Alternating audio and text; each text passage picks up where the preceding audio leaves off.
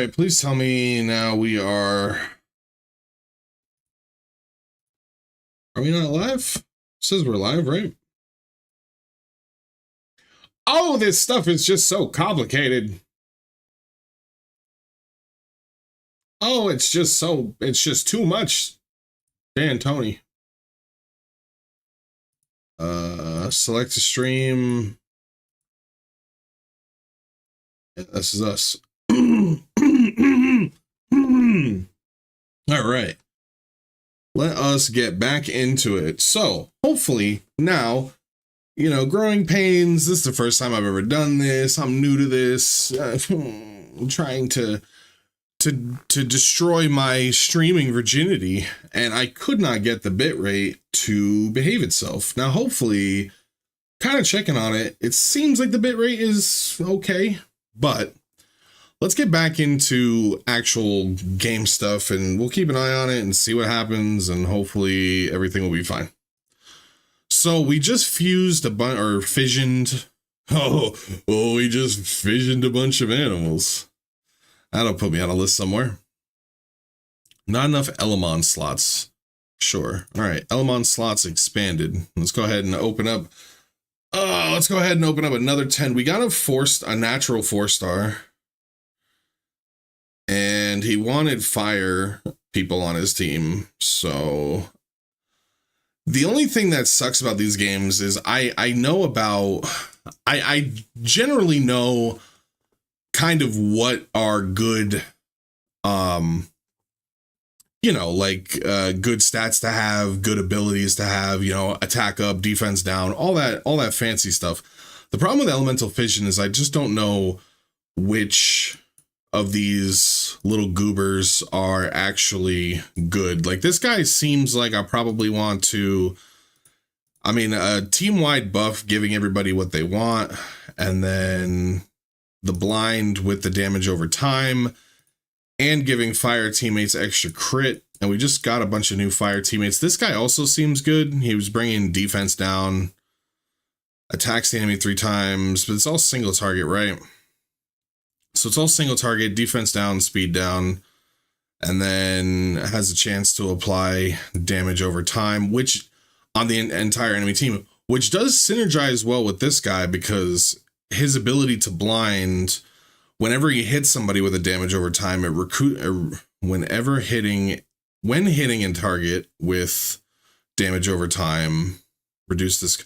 So does that mean that if there's like 4 people, I'd have to test that actually, but the way I'm reading this, and that's why I wonder if this company maybe is not English native speakers, because kind of the way I'm reading this is whenever this AoE hits a target with damage over time, then this just resets, which tells me that this guy basically could just keep spamming this A2, which would be pretty cool. What's this guy got? Speed down, attack an enemy afterwards, grant yourself 2 turns of speed up. Demon Serious Ores grants various buff to all allies for 3 turns. The higher the luck rate, the more effects may appear. Possible effects include attack up, crit up, and healing over turn. Then we got this guy, big dude. Taunt, heal, attacks an enemy 5 times. Each hit has a 20% chance to ignore damage based on your defense. All right, and then we got some tree people sitting here. So I think we've spent enough time kind of dilly-dallying. Let's go ahead and start another. Wait, is this tutorial attack up? Oh, is this okay? Is this teaching us how the whole food system works? I guess let's find out, shall we? This level tests apply buff. You can't win without buff your attack power. So attacks enemy 3 times. Recovers the HP of all allies. Wait, I'm so confused.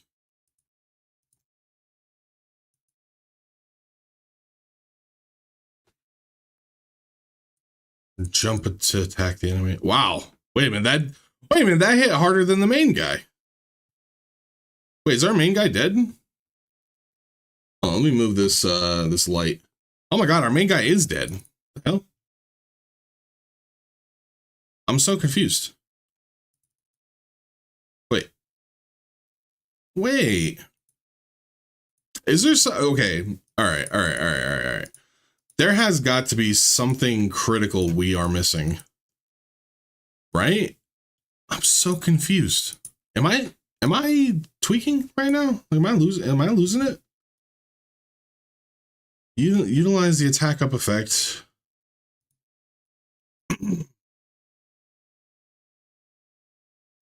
Am I tweaking right now? I'm so confused. I'm so very confused. This guy's level 1. These guys are level 20, but there's more of them, and he dies instantly. Hello? I'm so confused. Normal, hard, insane. Okay, yeah, sure. So we're going to take her out. We're going to put this guy in. Take one of these. This guy. And let's try this guy.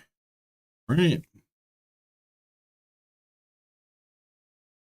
All right. We'll do a quick battle with these 4 goobs. Defense down. Okay, that was a glancing hit. Right, because we're negative. We're bad affinity for this because they're water and we're fire. Right. So let me. Is it normal that they open with their A1s? All right, so defense down. This guy. And then this guy. Okay, and then this. Well, we don't need to heal right now, so go ahead and hit that guy. Bonk. So we don't want to use the A2 if there's no damage over time. And then this is attack the enemy 3 times. Oh, okay, I see. It was just a really long cooldown. Like a really long cooldown. That seems like a decent synergy, right? Hit the glancing. Wait, that guy got... Okay, so the blind is independent of the actual damage that's going to deal. I see. Video games. Have you played them before? Because I haven't, apparently. Alright, so he hit the damage over time. This guy is then going to come in. He's going to give everybody buffs. Attacks an enemy 5 times. Bang, bang, bang. All right, let's try this. We got nothing.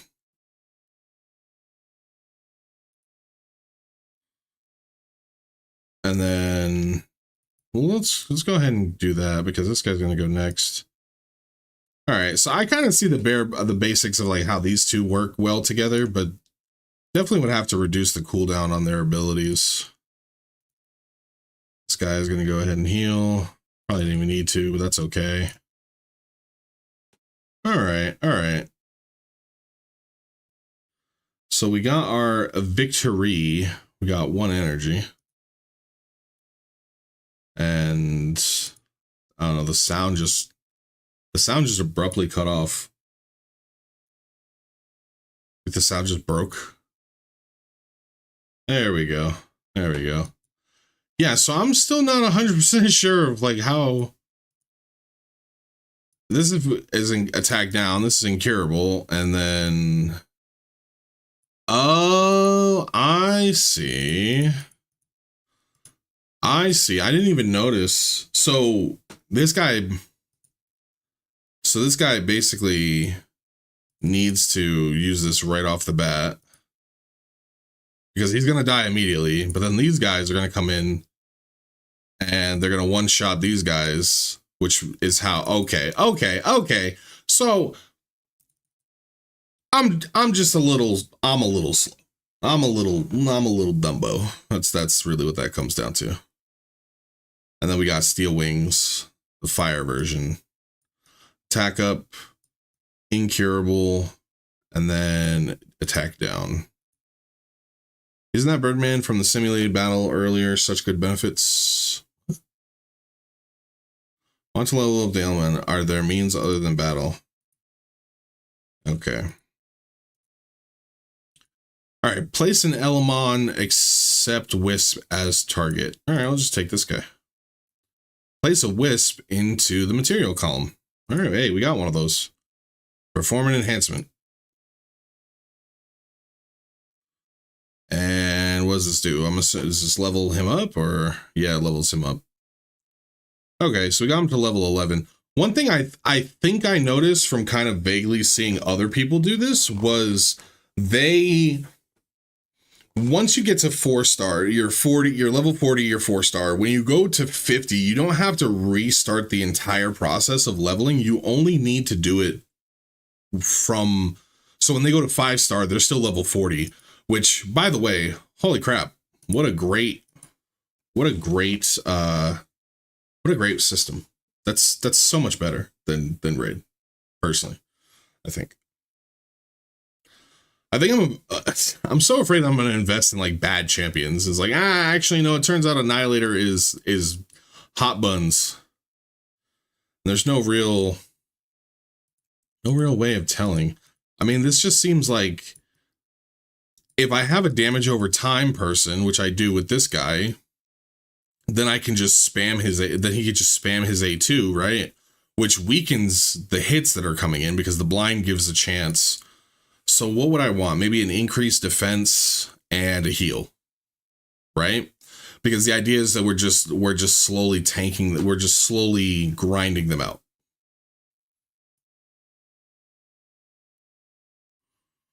Yeah, why not? Sure. The material, Ellie dude. And it booked, so those are the books. Okay, so the little bean guys are the books, and then the wisps are food, and you can either use them for experience, or you can use them to obviously star rating up your guys. So, and we 6-star effect accuracy plus 20%. And then evolve, and then please select a 6-star fully leveled Element first. What the hell?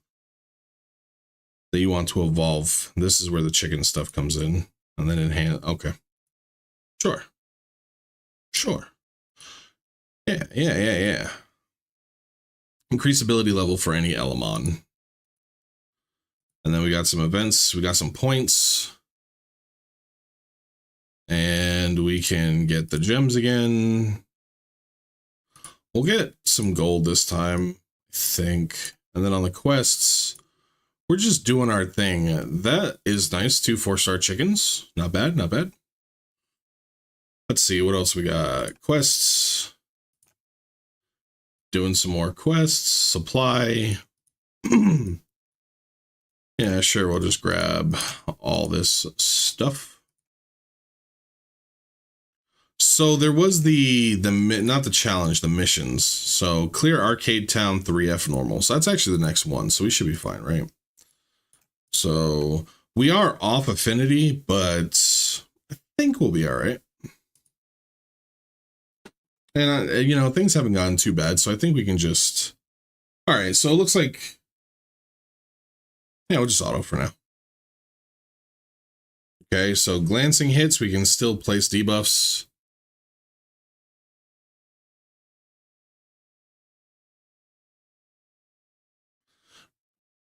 This music is groovy. I'm grooving. We also got decreased speed. The increased crit rate is nice too, because these guys are innately going to get a couple more crits than usual. So that's nice. Okay, separate to raid, it seems like every area has some kind of boss. Whereas usually in raid, it would just be the final stage. So, but it's always the same guy, it seems like. I wonder if that'll change later on.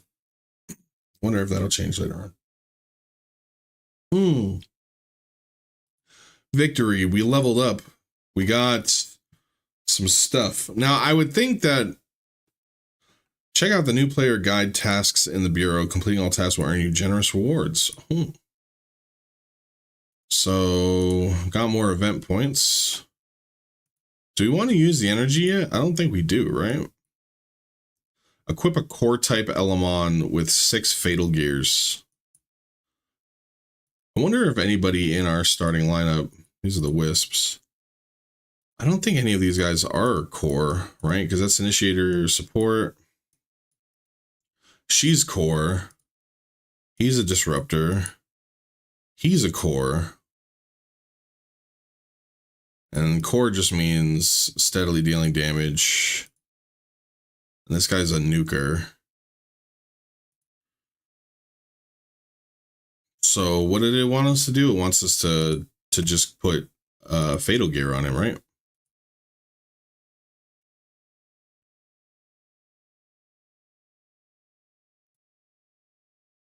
Right. Nope, not challenge. Mission. Equip a core type Element with 6 fatal gears. Alright, I see. So then we're going to want to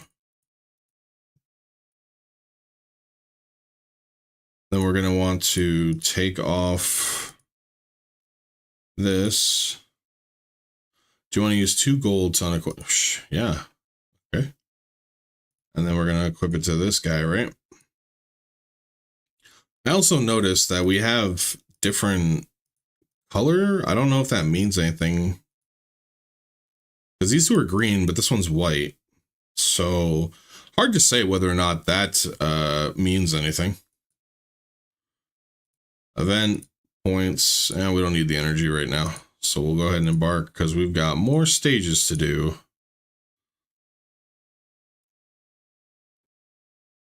Man, I'm going to be really, really sad when I find out that I invested in just like bad champions. It's going to be so sad. Everybody starts with 3 attack. That's cool. 3 turns of attack up. I noticed that I'm using the Google Play beta to play this right now. And I noticed that it doesn't. It's weird because I actually can't tell if because it runs, sometimes it lags a little bit on my screen, and I can't tell if it's lagging on the stream too, because when I look over at the stream, it seems to be running fine. Crit dampen, okay. Oh my god, this guy's gonna die. Oh my god, he's gonna die. Oh my god, he just slapped him with stringy hands. And we're already getting our absolute... We're getting our buns blasted. Ow, he keeps slapping me in the face. That's kind of funny. I actually like that animation. That's pretty funny. A boing.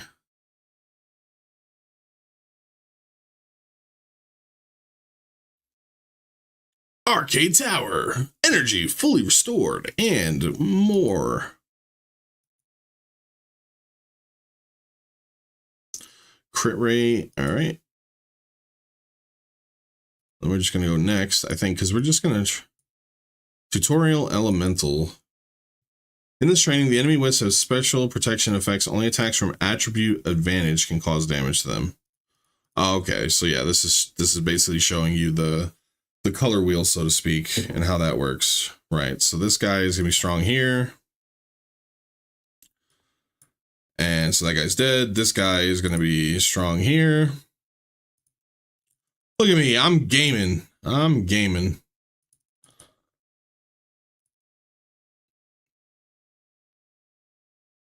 I may have played Pokemon once or twice in my life. What can I say? That type matchups mean nothing to me. Oh, we got more Lyrium. All right, next. And we're going to run this. Oh man, so far this game seems fairly bog standard for your, kind of gacha games. I don't hate the art style directive. I will say one thing that kind of made it so that I always came back to Raid was It was the art style. I really like that more gritty, realistic art style. I do appreciate this though, but I don't know. It's not really captivating me right now, you know? So now we're on the boss. Oh, almost obliterated him right off the bat. Now, like I said, I do know that I have a bad type matchup here. It was the first 4-star I got, so I was kind of like, hey, why not, you know? But something tells me that might become more relevant right now. Or maybe not. This guy nukes pretty hard. This guy nukes pretty hard. And he has a heal, so he helps support the idea of the team I'm going for, which is, you know, hit him with a bunch of... Now my Element's computer supports you in battle. Ooh, the Element support system. I remember this from a game my girlfriend at the time got me into was a game called Unisom League, and they had a similar system where it was funny because you had your own character in that game. It wasn't like a traditional style gacha, but the gacha effects came in when you were trying to get gear for your character, right? It was basically like all the weapons and armor. There were dungeons where you could get them, but generally speaking, if you didn't spend a little bit of cash, you never really hit the peak that you could have gotten to. Wow. I mean, I guess it makes sense. This little rat his nin rat is 50 or 42, and the enemy is like level 20. So yeah, obviously kind of makes sense that he would absolutely be able to just obliterate them. I think. So is this the final boss? You be able to use him after. Okay, I see. So you can only kind of use him every once in a while. You can only use him every once in a while. So using him there kind of like pulls your pants down around your ankles for this last stage, which is really unfortunate. I wonder if we might need to manual this fight just to get through it, because that level 30 whatever is probably going to be really dangerous. So we'll go ahead and manual this fight because it's going to be intense. Source of abnormal emotions has been identified as obsessive compulsive disorder. Okay. Whoa. Okay, that's not good. I don't see a world where we beat this guy, I think. Go ahead and do a spray. Didn't get the debuffs down. We're going to hit him, but I'm pretty sure this guy... Oh, well, the speed down is nice. Okay, the speed down is working in our favor. Yep, speed is just king in all these games, right? I mean... I wasn't sure because he just absolutely one-tapped our nuker. I was like, oh no, that's never good. Alert, delusional disorder detected in Memorial Valley. Alert, emotional dependency disorder detected in Sweet Icefield. Narcissistic mania. Whoa, what is going on? Yeah, what's happening? Stop wasting time on talk and get to work. Dude, Mr. Bunny, don't talk to me like that. Don't talk to me like that, you fuzzy brat. Look at you. The way he looks at you too. Ugh. Hate it. All right, we got that done. We got some more points, so I guess we just might as well buy that. Why not? We're already over full. Clear Arcade Town. Speed, defense, HP, attack. Okay, so this is basically this is just like the gearing sequence for, oh, I see. I see. That little right there tells you where it can be equipped on this thing right here. So top left, top middle, top right. Okay, we're learning video games. So that's crit rate, that's crit damage, and that's attack percentage, and this is just flat defense. So go ahead there. Then we've got HP with attack percentage or just flat HP. We'll put the attack percentage down. And then we've got attack percentage with crit damage. Yeah, so. Okay. And this one is speed with defense percentage. Sure, for 2 gold. Why not? Why wouldn't I? That seems like a steal. And then the missions we've got done. Equip a core Element with 6 fatal gears of level 3 or higher. Okay, so now it wants us to upgrade this stuff. So that's already 6. We'll just reinforce it for now till 3, just to get it done. Okay, I see. And just like in Raid, if it's common, like the white gear, although they're calling the green rare, so that's going to take a little bit of a learn, like untrain my brain, because playing video games for so long, blue is rare. Rare is blue, purple is epic, yellow is legendary, red is mythical, and then uncommon and common. I can convert this. Only max level gear can be amplified, reset, reforge. Okay.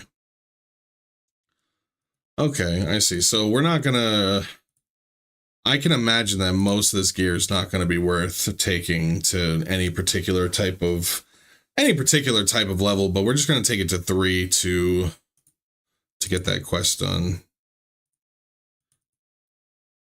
Got to reach level 20 for the instant power up. I mean, I understand that gives people something to work on, but I just kind of want it now. I mean, I can't think of a single person who, you're going to do so much of this gear upgrading and stuff like that throughout the course of playing these kind of games. I can't imagine a single person sitting there like, yeah, man, this animation right here, this is what I live for. This is, in fact, why I play Elemental Fission. All right, so the main stat obviously goes up, and then if it's rare, it has 1 substat. I'm assuming if it's uncommon, it's 1 substat. If it's rare, it's 2 substats. Okay, pretty much exactly like Raid or any other type of game like that, I'd imagine. I heard a lot of hype about Steel Wing. From the target ally, apply shield. The shield amount equal to 20% of your max HP. Okay, so when they're different elements, they have somewhat different abilities, except the A1 is always the same, it looks like, because this is the same A1, that's the same A1. But if we go here, this is debuff removal, whereas this is defense down and speed, and then this is damage over time, and this is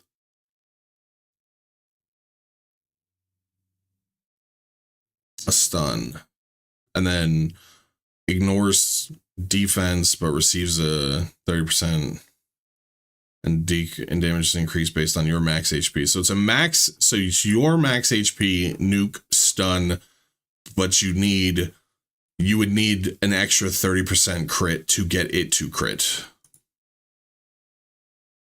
That doesn't seem very good.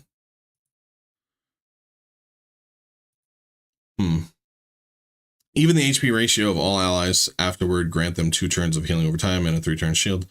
That amounts equals to 40 of your level. What's that? 40 of your, so is that 40 times whatever level you are? So is that like 40 times 3 would be 120? Yeah, some of these, I feel like whoever does the English translation or the localization really might want to, really might kind of want to, I don't know, work on that a little bit. It's just chunky. It's a mouthful. Clear Memorial Valley 7F normal in auto mode 5 times. Okay. So our next little bit is just we've got to get this. So is this Memorial Valley? It is. All right. And we'll be neutral here. So that's good. So we got to get to 7F and then we've got to auto it 5 times. So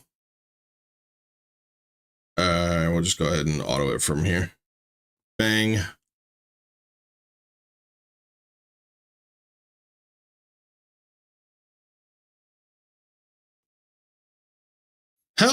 Help me. Help me. That's funny. I actually really like that. Let me see if I can find someone to stop in.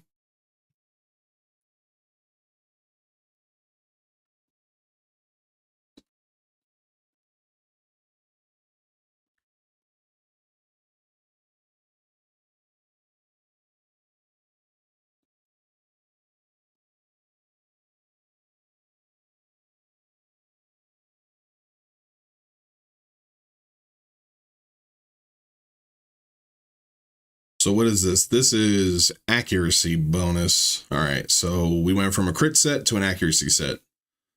Effect accuracy plus 20%. That's a weird. Yeah, I don't know how that works in this game. 'Cause I know that obviously in I know obviously in Raid it's a flat accuracy number. And with this one, I'm not 100% sure. Not 100% sure. What so 20% of what? Is it just like you hit 100% and you never miss? So is there no resist in this game where it's like there's no bet? No, because I think I saw a resist stat. I'd have to double check. But right now we're just moseying on through because we wanna see how far we can kind of get right now while we are working our way through.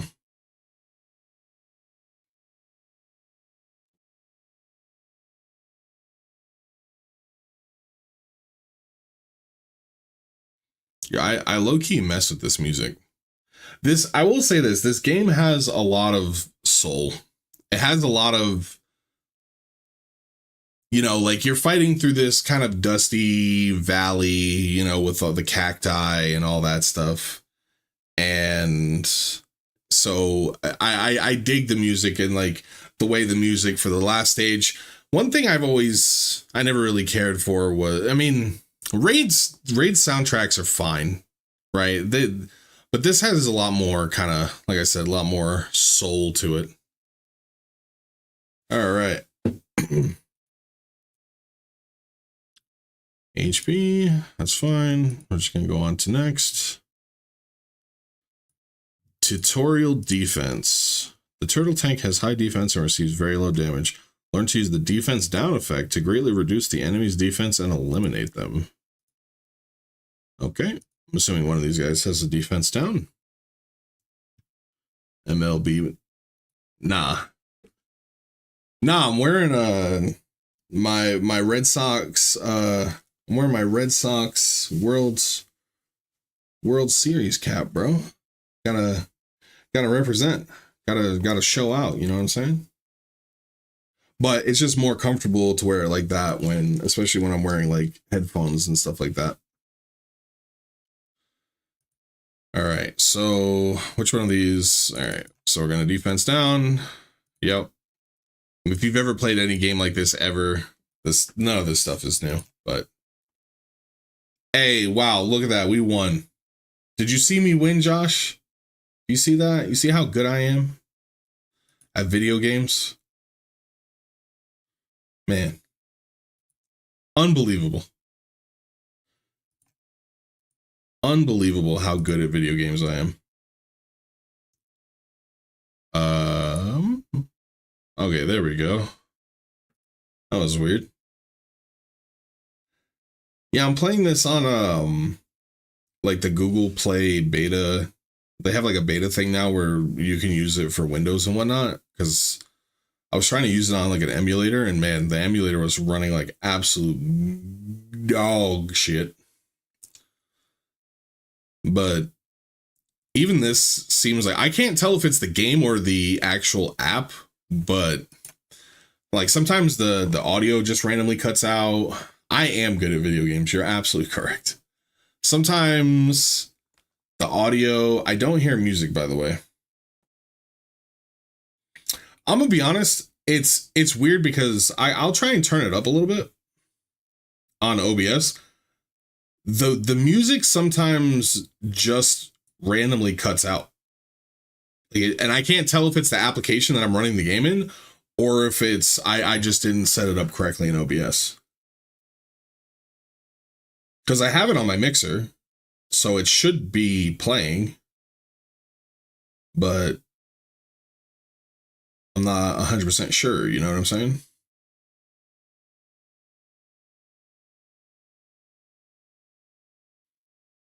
Let this update in a second. Could be a CPU.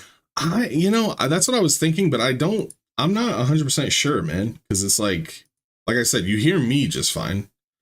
Or are you talking about the game, like the game lagging? Because that could be true. But then again, my PC is not a terrible, it's not a terrible PC, right? I mean, I feel like any PC manufactured in the last like 2-3 years should be able to stream no problem.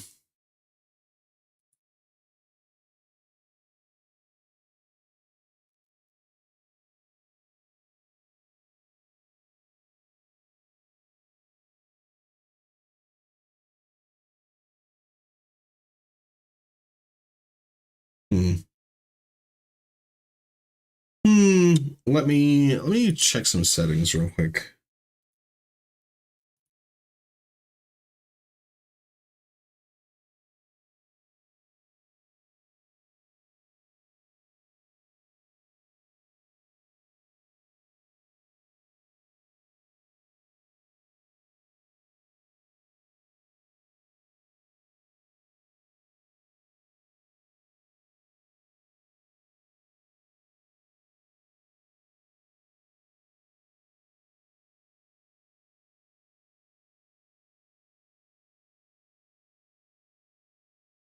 Desktop. You know what?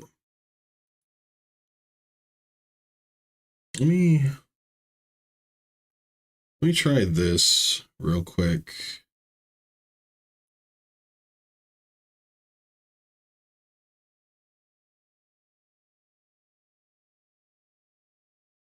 Do you hear any audio now?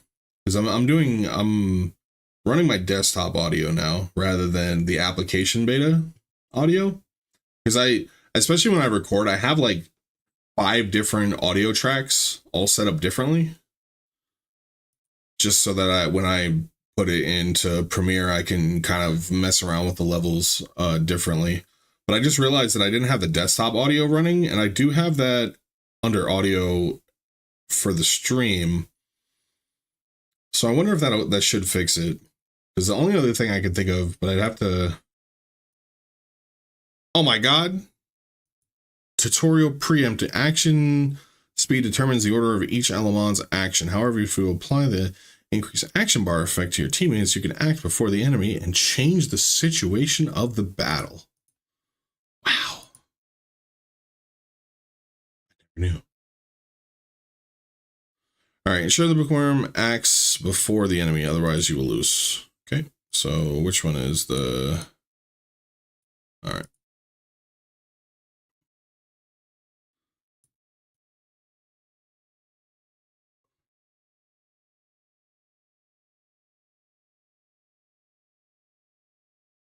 If the game is in windowed mode, it could be an issue as well. So is that Is that your way of telling me that you still don't hear it? Because like I said, I'll be honest, there's certain times where the game actually isn't making any sound. I'm going to crank this all the way up. And we're going to see. We will see, Josh. We will see.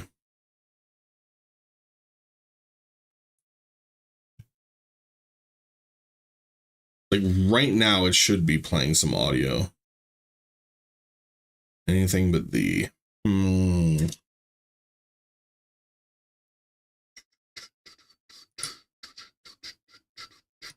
So we got the audio running.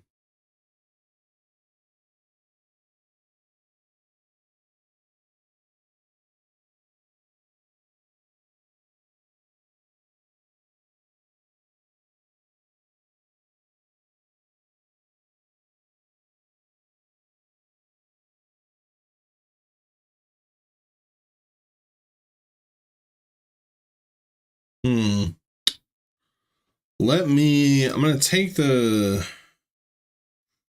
some of these settings I don't think I can mess with while I'm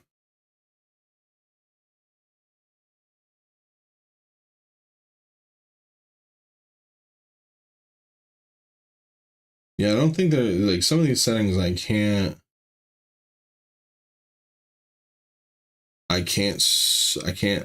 mess with right now. So, oh, you know what I could do actually is if we come to this,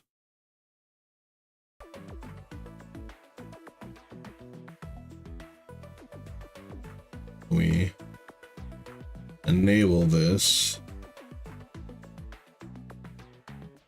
All right, how about now? Because I just realized that with the stream, I only had one kind of track enabled. And so now, since I only had one audio track running, now that I've just put the desktop audio on that track, did that fix it? Can you hear stuff now? Okay, yeah, so there you go. So I know it's different for Twitch. I think for YouTube, everything encodes into one track. So yeah, I think that's what the problem was. How is the background? Because I have it set to basically about half of what my current microphone is, which actually maybe need to drop down just a tiny bit. And then, yeah, so is it like serviceable? Is it okay?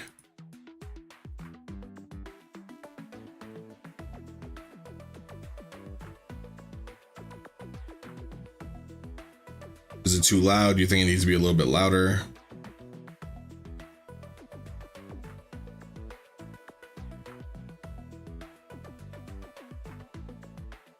I hear no background music. I should lower my voice. All right. How's this?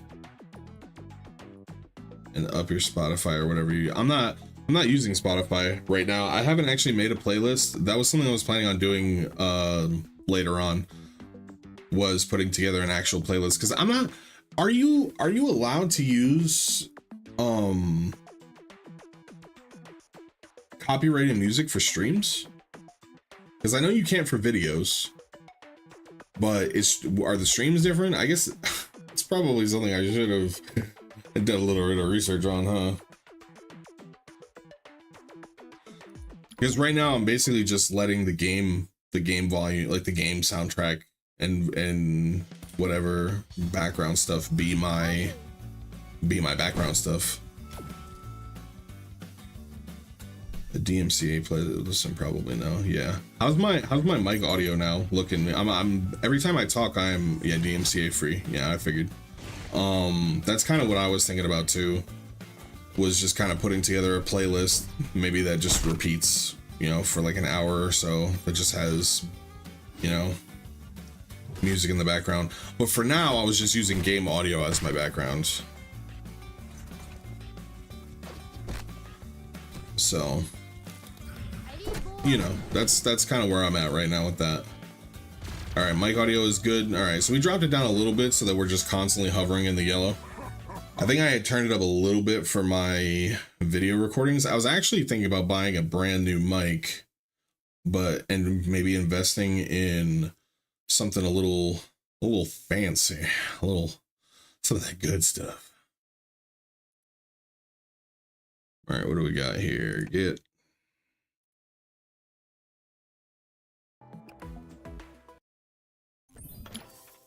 But how is the background audio, like the game audio versus my microphone? Like, how's that doing? Also, I don't know if it's me, but I swear to God, I might be tweaking, but it sounds like whenever the audio track starts playing, like the music track for this game, it almost feels like I can hear the person click to start it. And I don't know if I'm tweaking or if that's actually happening. Or if it's on purpose. That could potentially be something too.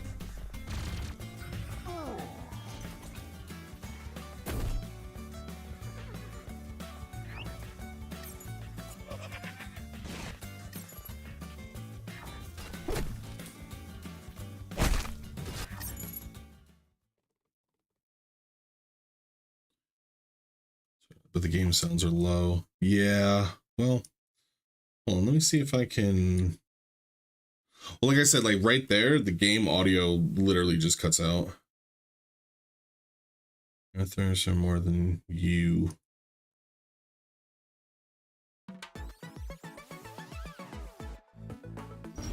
What I could do, because I actually lowered it, it was like super loud when I first started. So let's go ahead and,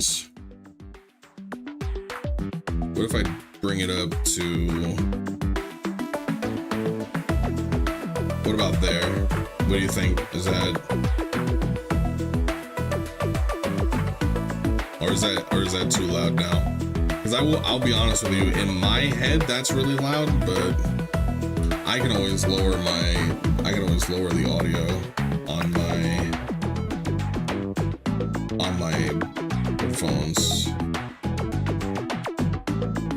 Put it to 40.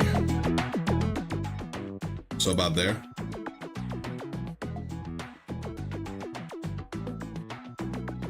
I'm kind of just looking at the desktop level, like where the audio level is, so that in the future I can kind of see where I need to be versus where the, like, any background audio needs to be.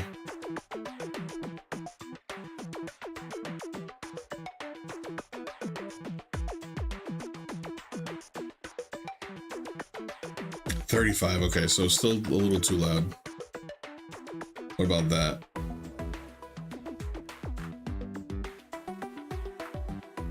We're in the trenches. We're figuring this stuff out. 37. Okay, bro. Now we're being a little pedantic.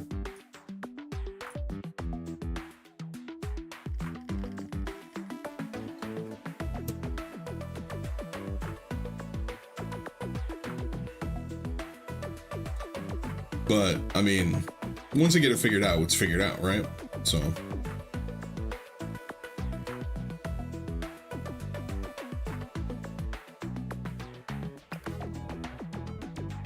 Perfect. Perfection. Bellissimo. All right. We got stuff to collect. What do we got here for the mission? So we still gotta clear Memorial Valley. So I'll have to do that 5 times. Which we are on. And this is gonna give us another Illyrium. Yo, look at this guy. Look at Lightning, or McCready over here. This guy is looking absolutely stunning. Oh, we can't say McCready anymore, huh? Like, I got canceled. That's unfortunate.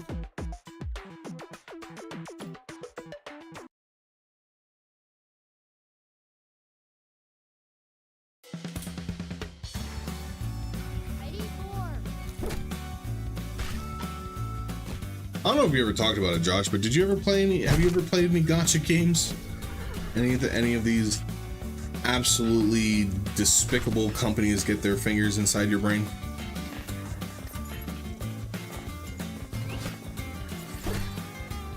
Yeah, dude, the guy, okay, so the guy that McCree, the Overwatch character, got named after, he got canceled because he was one of the people who, when all of that stuff at Blizzard was happening, like all of the harassment stuff, he was one of the people that got fingered as like prime suspect number one.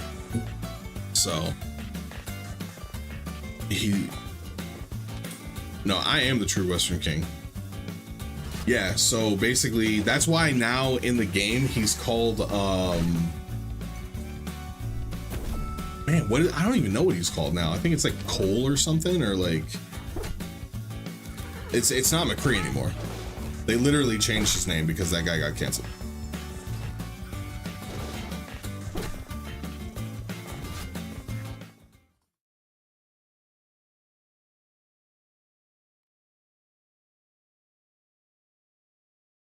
No.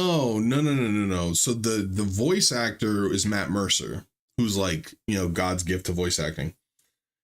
He does the voice of him, but McCree was named after one of the devs. So the voice actor and the dev are two different people, but it was the dev. I think his name is like Cole now. Like if you look it up, his name is not McCree anymore in the games.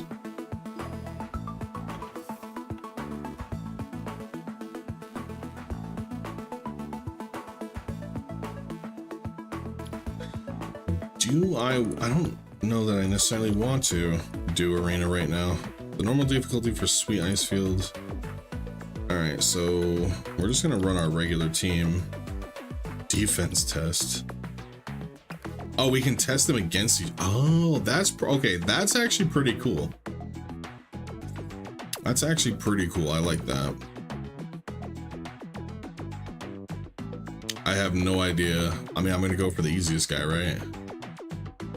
But he's running all water. I have no grass.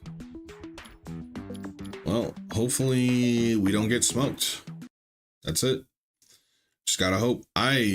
Arena in these kind of, like, PvP in these games can always be just very hit or miss. Someone's about to get absolutely obliterated, yeah. Oh, okay. Oh, we're just getting soloed. Oh, okay. All right. That was fun. That was fun. I just got outsped and absolutely obliterated. That yeah. The training field. Oh, okay, so we got simple enemies. But we're lower level than all of them. I don't know, why does it want me to go to arena right now? They just, these games love forcing arena down your throat. Like, absolutely just love it. Alright, so we gotta battle 5 times to get that mission done. Like, truth be told, I like PvP, and I could like PvP in these games, but 9 times out of 10, the barrier to entry to be good at PvP, when you make millions, that's gotta be it, right? Like, when you've become a millionaire, there's nowhere else to go except Epstein's Island. Like, that's just, that seems to be the natural conclusion for most people who are just rich. I don't know. That seems to be a very common theme.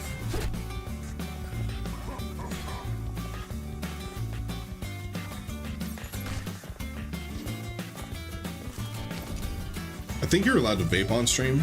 I don't know. I see people vape on stream all the time. I like vaping, so.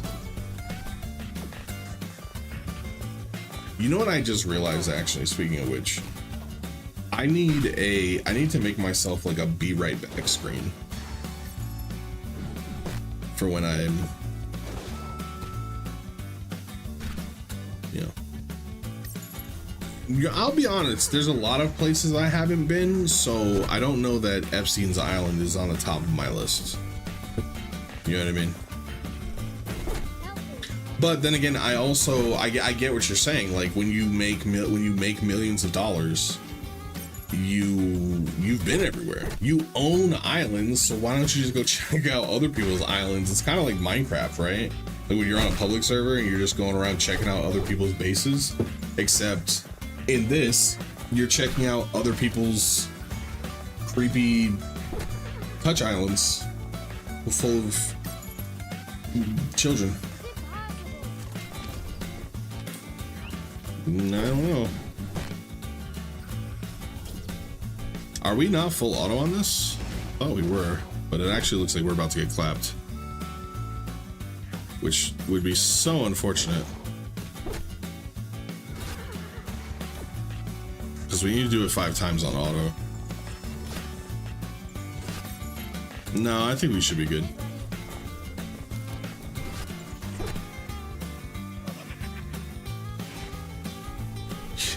You know what's funny? I've always thought about doing like mentor programs and stuff like that because I genuinely do like trying to help, you know, disaffected youths, because I was a disaffected youth, but I also look like this. So that's why I don't do it, because I feel like people would just profile me immediately. You know what I mean? They'd be like, look at that beard. Nobody with a beard like that is up to any good. You know what I mean? Which is totally unfortunate. Oh my god. Oh my lord. They're killing us. Alright, we're actually, I think, yeah, we were not completely full auto perfectly because we failed this time. So that's unfortunate. This team just, I don't know, like I thought the team idea seemed good, but that's always the problem with these gacha games, is that like it seems good and then it's nope, it actually sucks. Because the idea was Pumpkinhead Larry over there, he places a bunch of poison, like debuff, like dots basically, and then Skarner over there in his mecha skin, he has an ability where whenever he hits somebody with a poison or a debuff on them, he immediately reduces the cooldown of that ability. So I kind of thought it'd be like, we're gonna put bleeds on everybody and then he's just gonna constantly AoE everything down, but it is not quite working the way I had hoped. Right now, at least.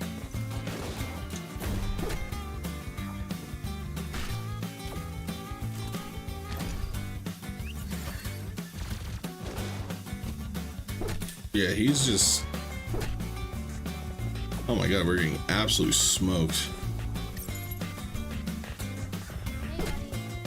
I know, I just gotta shave the beard. It's always people who clean. Have you ever noticed that when it's like white collar people doing it, they're always clean shaven with a suit? And then when it's like the creep down the street, it's always like some weirdo in a trench coat and a beard. I didn't even know that, but apparently people have effectively created a new term for those types of people, and they call them beards. And I'm like, hey man, don't do that. Like, I didn't ask for that. I just like I just wear a beard because I've got a baby face, and I don't want people making fun of my baby face. That's it.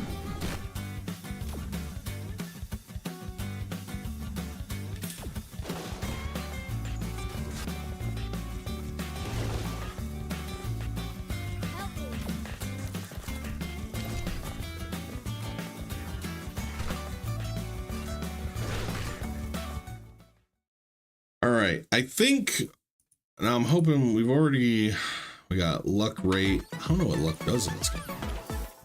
Got 2 fire wisps, that's always nice. Some food. Okay, 3 fire wisps. Or like, I don't know. True. It's just, it's so much work sometimes, you know? It's so, beauty is pain and the upkeep is just, it's so hard, Josh. So hard, you know. All right, got that done. Equip a disruptor type Element with 2 focus gears. So I think focus is the one we just got. We do have a disruptor. So Yeah. All right, so we got HP or luck rate.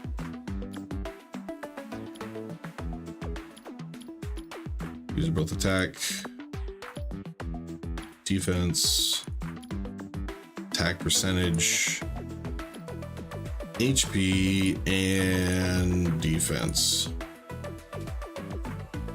All right, we did it. Are you proud of me, Dad? And then we got to level him up to level 6.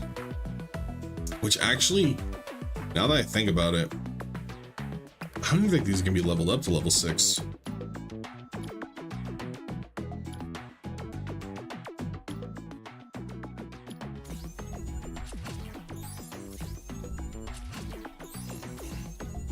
I didn't. Did you get Path of Exile too? I heard it was really good.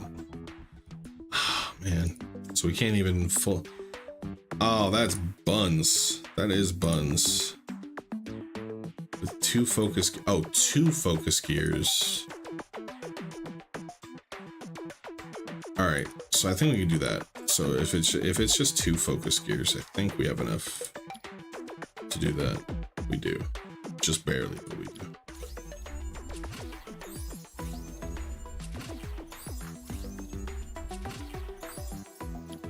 Is it?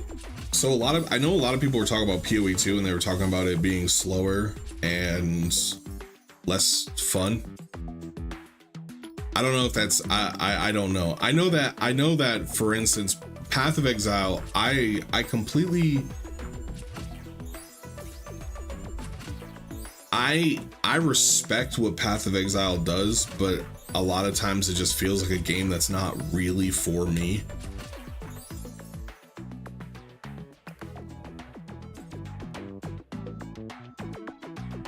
That's actually why I liked Last Epoch so much, because Last Epoch actually felt like a game.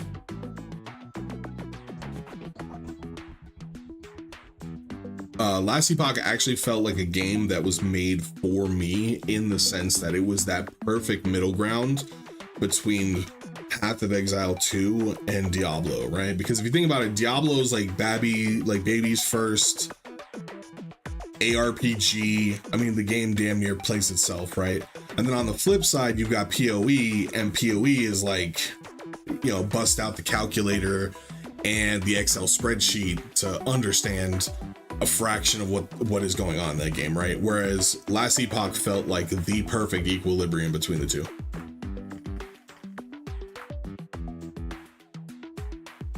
Where the game didn't hold your hand, but it did give you gentle nudges, you know what I mean?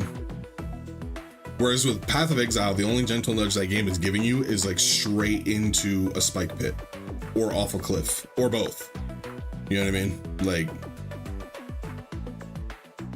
because I have a lot of like, I have a couple buddies that play it outside of you, and they really like it, but I was like, oh, I don't know, like, it's just, it feels like a lot, you know?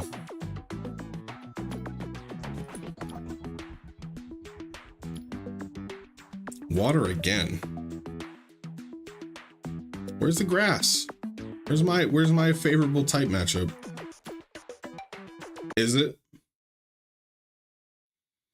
I might have to check it out. They're actually charging like a cover fee basically for that game, aren't they?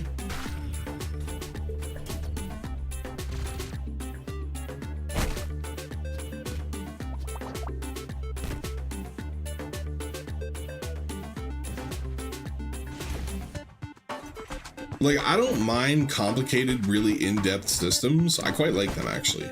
It's just, the thing about Path of Exile 2 was that there was never, it just felt like a lot of feedback. And here's the thing. Realistically, what it was about Path of Exile is, the thing about Path of Exile is a lot of it is just really uninteresting number go up type stuff.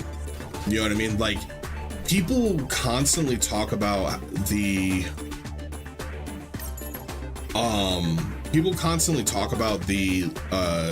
what was that called, the sphere tree, basically, from like it's basically like the Final Fantasy 7 sphere tree, right? Or like any Final Fantasy game, like or like Final Fantasy 10, right? And at first glance, it's like, oh my god, look at all these options. But a lot of options are like vitality plus 1%, strength plus 1, dexterity plus 1%.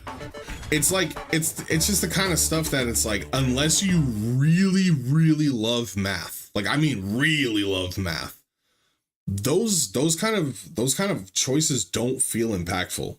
Like they feel boring and kind of like lame, if I'm being honest, right? Like, and like I feel like they could have cut like 80% of that tree and just given you the impactful stuff, like, you know, whenever a bleed tick goes off, increase your crit or something like that, right? Like, so like those kind of things, those interesting choices. And that's why I really like Last Epoch, was because Last Epoch did have some of that just number go up type stuff, like, you know, strength plus 1%, but it wasn't as much, you know what I mean? The trees aren't as big. And then on the flip side, Diablo's like, their talent trees are like 2 branches. And, you know, it's like not a lot of choice. And so I feel like, again, that there's that equilibrium between having a lot of choices, but also the choices have to feel meaningful, right? And that's like the perfect in between of, like, that's where you know your game is doing well, because, or that's how you know you've designed a good system, because you have a good amount of choices and they all feel impactful. But I mean, yeah. Well, the meta is a different thing, right? Because it's like, unfortunately, what I've noticed is that, and this must just be the curse of being a game dev, is that there's never a point in a time where, when you have a game with so many choices, where they're all equally good. You know what I mean? Like, if you look at literally any game, it's just, there's never a point where every single build is like, yes, this is viable. It might not be as good, but it's viable. And almost no game has ever been able to do that I've ever seen. And I don't know if it's just because it's too hard, or they just don't want it to be, or what have you. I mean, I really don't, to be fair, you know?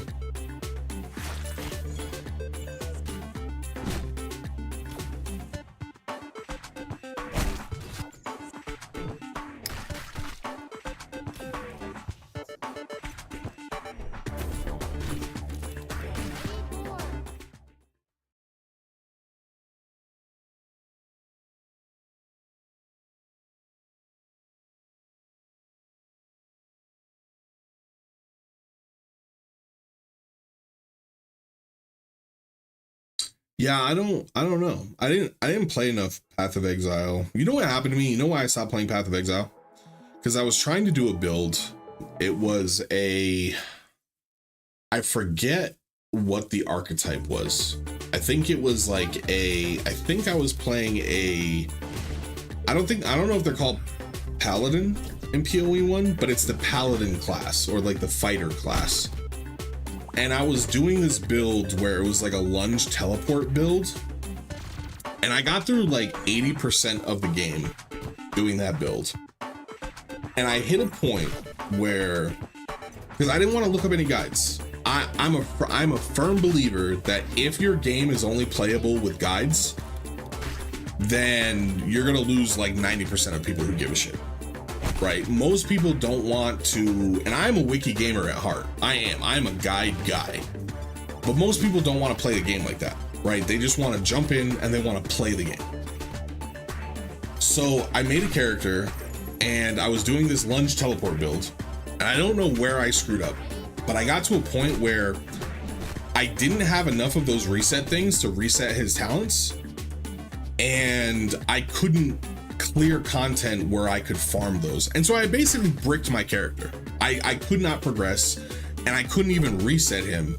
And I had put like, this was when me and Uriah were playing together, and I can now,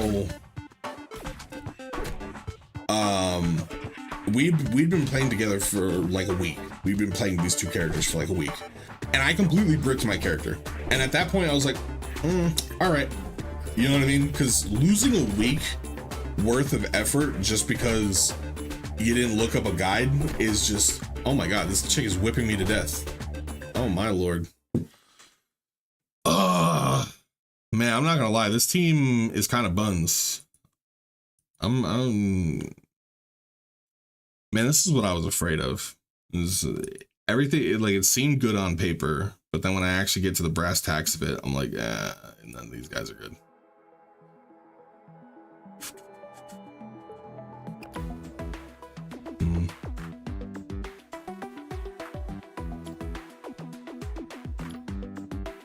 All right, you know what we're gonna do? I got a ton of summons. So I think we're gonna summon some more champs, see what we get, and then try and build a team from there. Yep. Go ahead and expand my slots.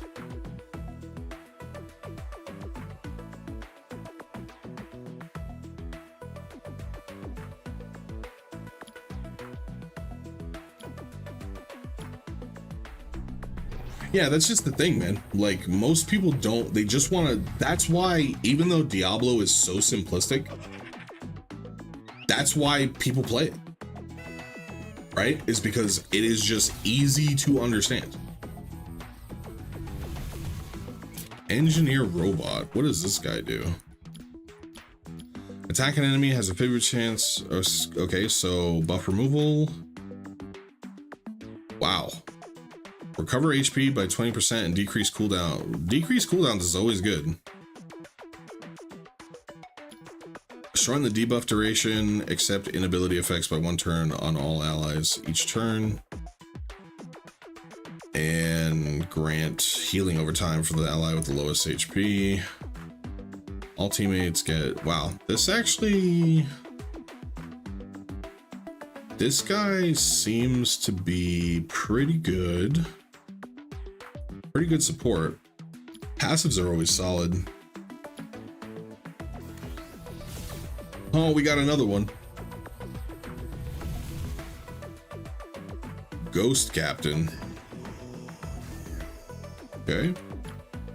Attack a target indiscriminately. When attacking an ally, they will immediately gain a turn. When attacking an enemy, decrease its action bar by 100%. Oh, okay.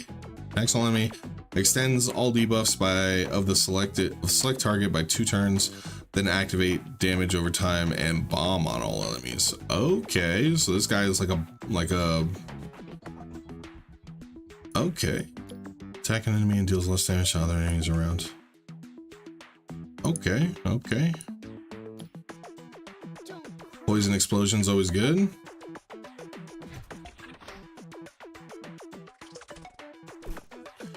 Engineer robot Ghost Captain.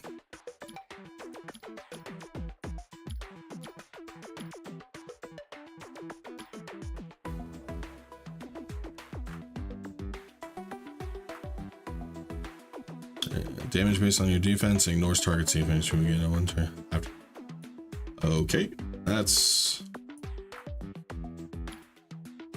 all right. Let's go ahead and summon. Let's summon 10 more, shall we? Let's summon 10 more. See what we get. Oh, that was the chick that was just whipping the shit out of us. Bear.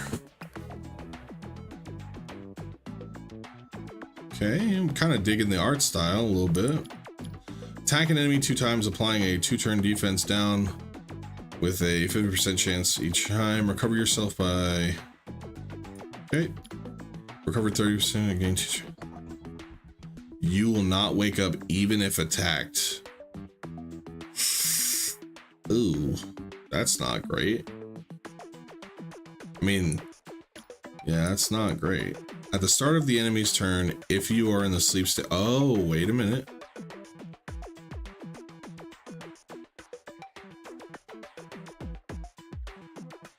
Huh. So you heal, you go to sleep, and then at the start of the enemy's turn, if you're in the sleep state, your action bar decreased by 15%, and you will snore and affect them, reducing their max HP by 5%, and with a 30 hooked up to 50% chance to apply a turn of blind.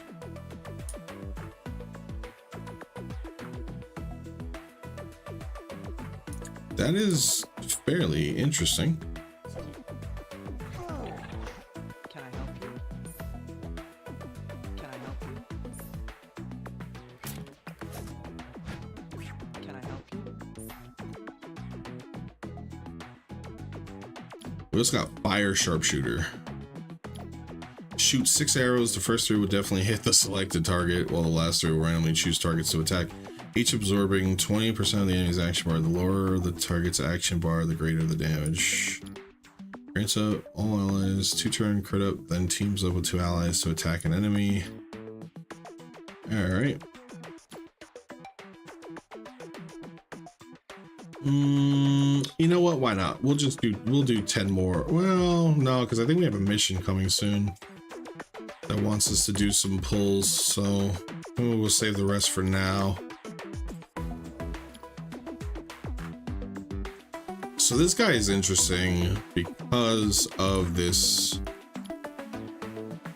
instantly activating all damage over time effects, paired with him who does a bunch of damage over time effects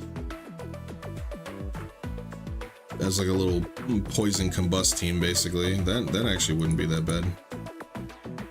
There's certain things that I would like to, so resistance and the accuracy at 60%. Okay, so I don't understand how the percentages work, and the one criticism I have to give this game right now is that they don't really offer a ton of information about like what some of these stats, like I don't know what luck means. I just don't know what luck means, and I can't hover over it or click on it to really see. And that's a little annoying. I'm not gonna lie to you, that's a little annoying. So she's got an attack up. She's squishy, but she does. This one has an attack up.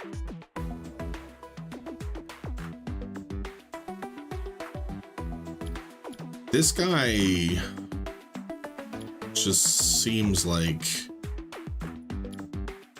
cover HP and decrease cooldown by 1 turn for all allies. This ability cannot be affected by cooldown modifiers. That just seems good. That just seems good. And then this heal over time and everything working on passives is just...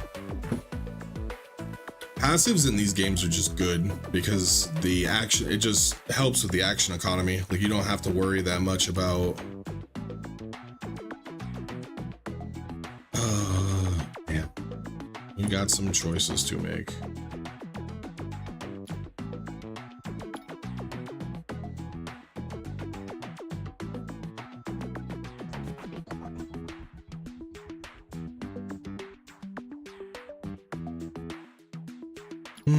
We got some choices to make.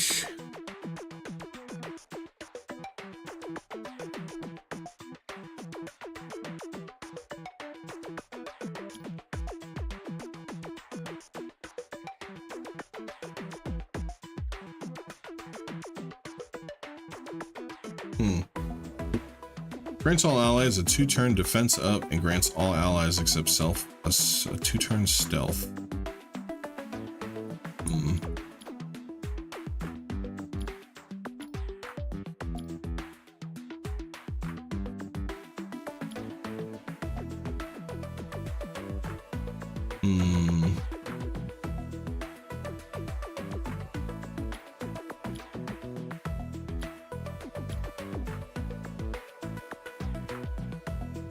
This guy gives attack up.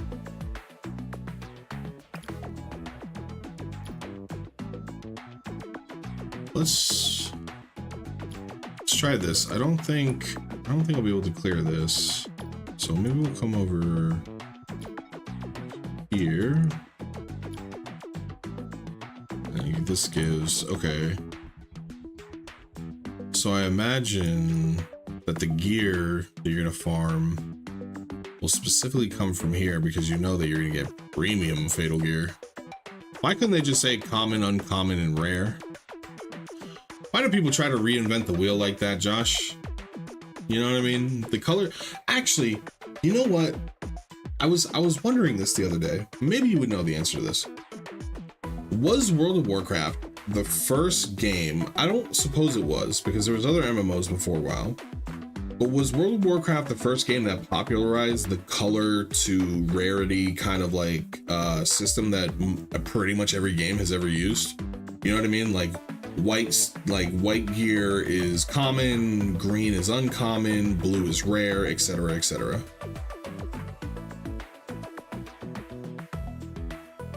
What do you think? Did Ultima do that? Because Ultima was the predecessor to World of Warcraft.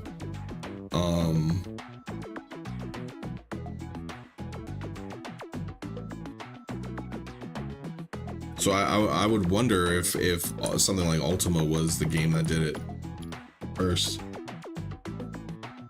Maybe maybe EverQuest. Good point. Good point. It might have been EverQuest. It might be EverQuest. Okay, so we want this guy. We want her. I honestly think this guy.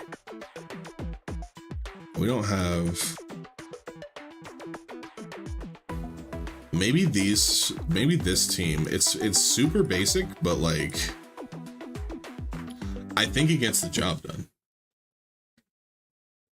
Was it WoW that set that standard?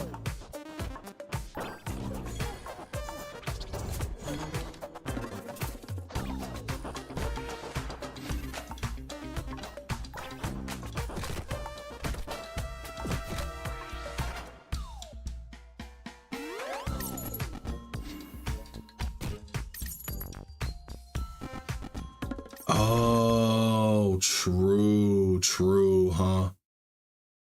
Diablo, because Diablo came out before World of Warcraft, like the original Diablo, and so they were the ones who kind of popularized that, huh?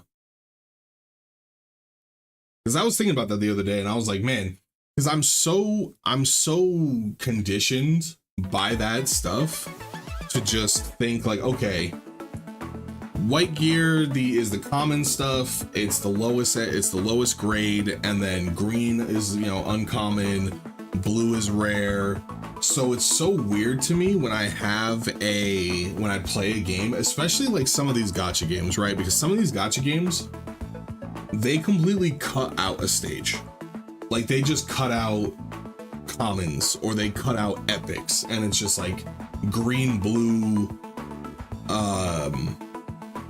yellow, right? So there's just like uncommon, rare, and then legendary. And it's so weird to me to see that because I'm so used to that very linear stage progression of like, no. You need commons first, and then uncommons, and then rares. It's so weird for me to see that.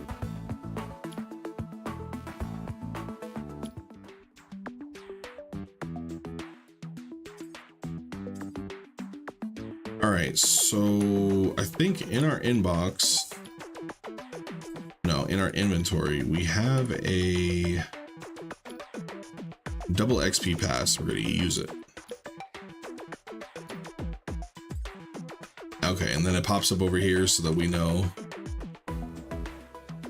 We're getting double XP.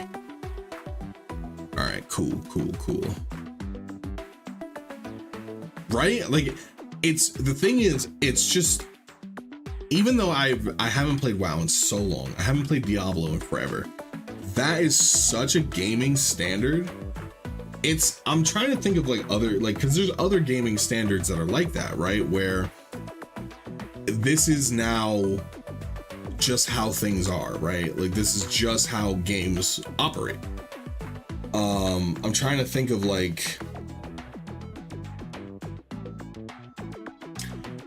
perfect example. In most shooter games, you have like a very specific loadout where it's like the 2-weapon loadout, right? That was popularized by Call of Duty. Like you have your primary, your secondary, and then a pistol and grenades, right? Like that's it. Like you have these 3 weapons, and any more you have to drop something else, right? Because shooters back in the day, like Doom and all that stuff, you just had guns for days. If you had 10 guns, you had 10 guns. And it was just whether or not you had the ammo for them.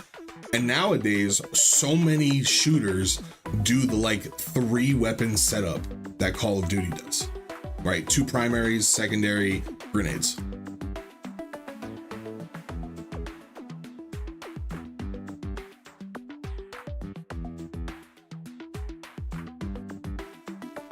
All right, in the meantime,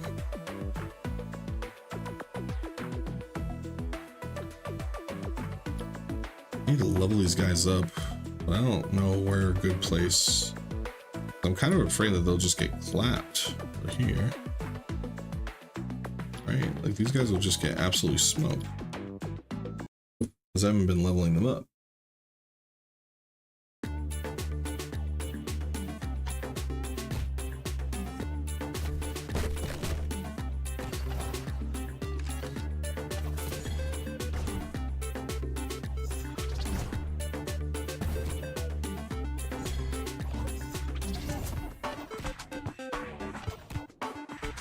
Yeah, these guys are gonna get absolutely smoked. Unfortunate.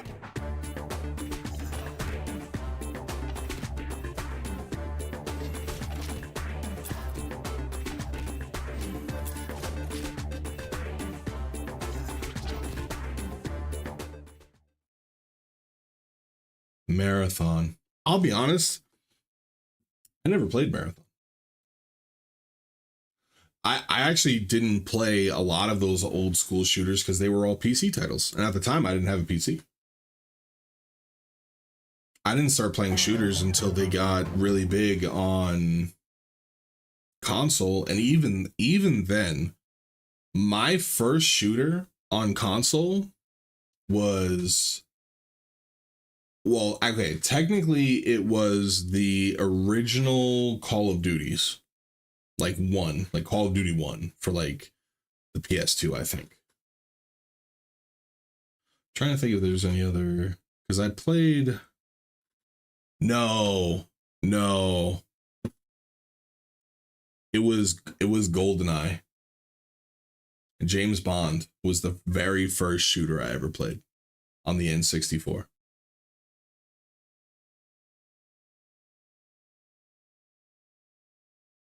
Medal of Honor. Yeah, but did the original Call of Duty come out before the original Medal of Honor?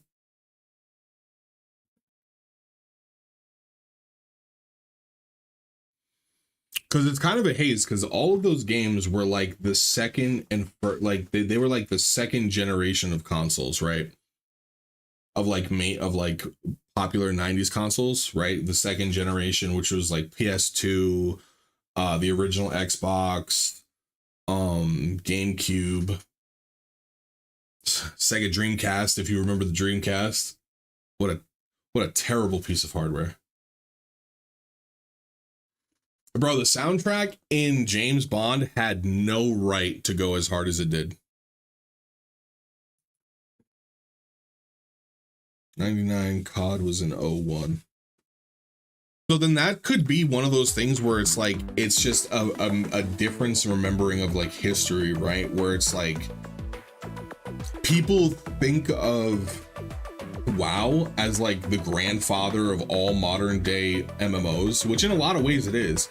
But realistically, the actual grandfather is Ultima. Just nobody remembers Ultima. Unless you're old like us. Like if you're old heads like us, then you remember Ultima. Even if you didn't play it. But most people would look to like WoW as the game. You know what I mean? So I need to find a stage that I can actually defeat to level these guys up. It's so unfortunate having to backtrack like this. Oh, because everyone's level 1. Everyone's level 1, Josh. Because the team I made originally was Buns.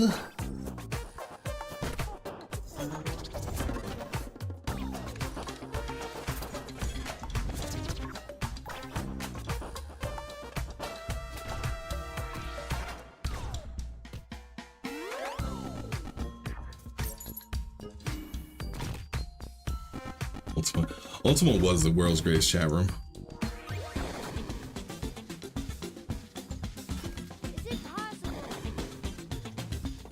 True. True, and that's why, like, for instance, like, if you think of the modern day shooter, the grandfather of the modern day shooter is COD.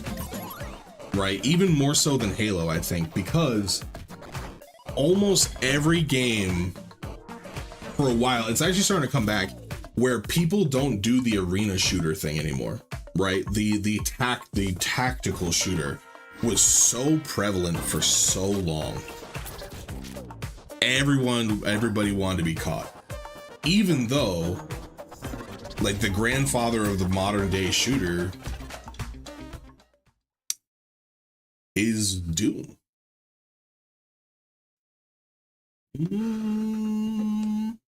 Is it Doom or Duke Nukem?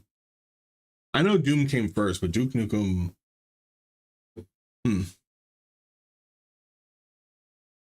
I guess it would be Doom, right?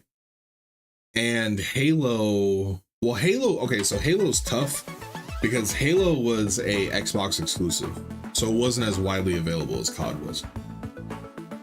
Where I'm pretty sure they had Call of Duty on Xbox as well, right? Because I played COD on an Xbox when I finally got one.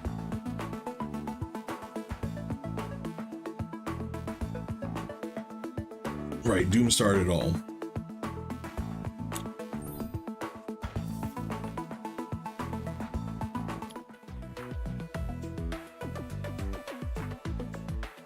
Damn.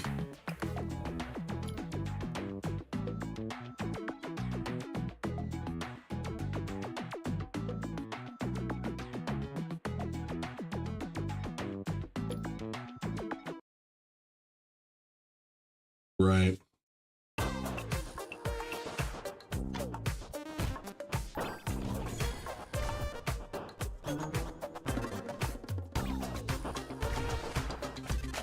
But like I said, like, COD was the turning point. Everyone wanted to be COD. Whereas, like, Halo was really good, but no, you didn't see a lot of Halo clones the way you saw a lot of COD clones. You know what I mean?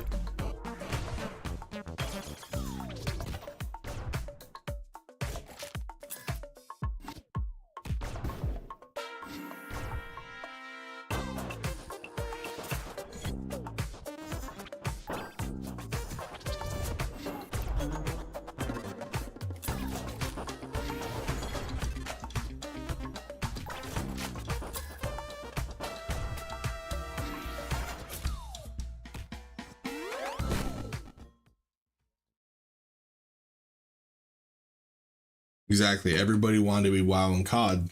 They weren't necessarily the first or the ones like the grandpappies. Most critical they came out with no PC. That could be the case, actually. Like that actually could be the case where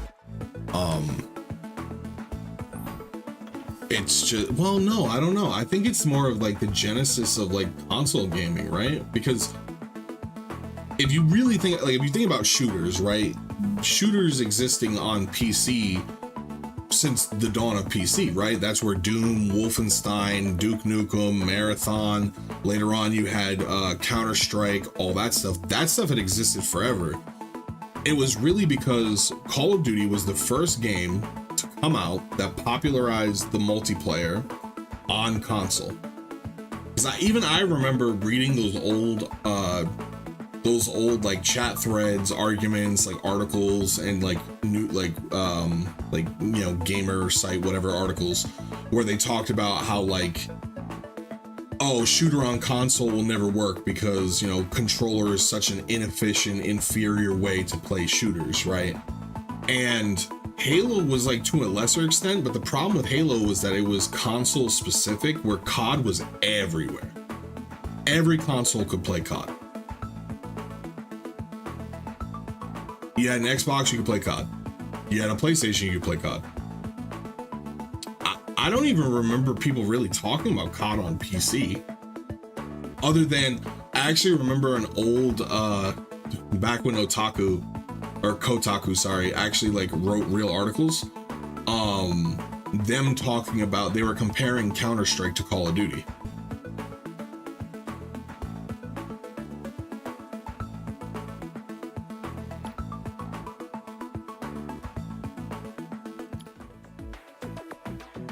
I guess we just keep running this stage. The stage seems beatable.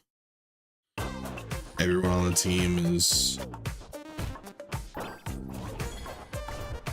kind of doing their own thing.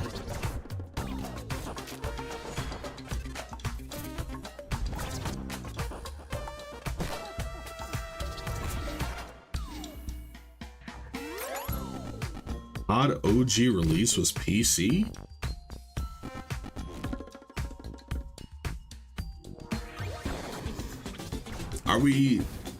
Are we talking about Call of Duty 4? Like, we're talking about the original Modern Warfare.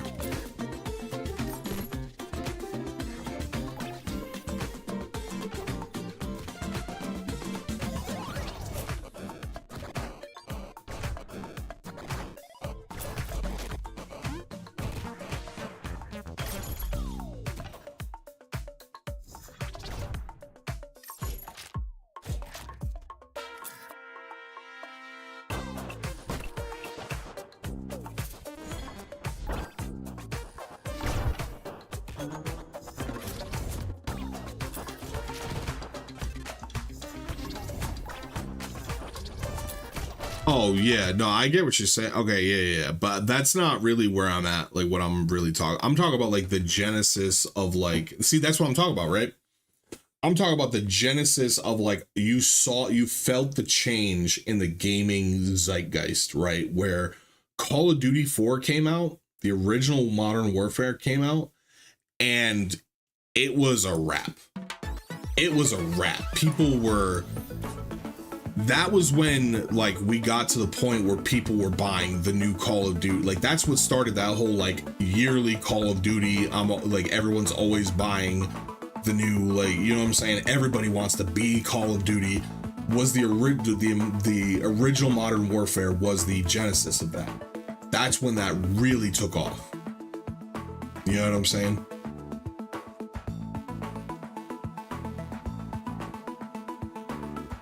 Because like, even before then, right, the first shooter I ever played was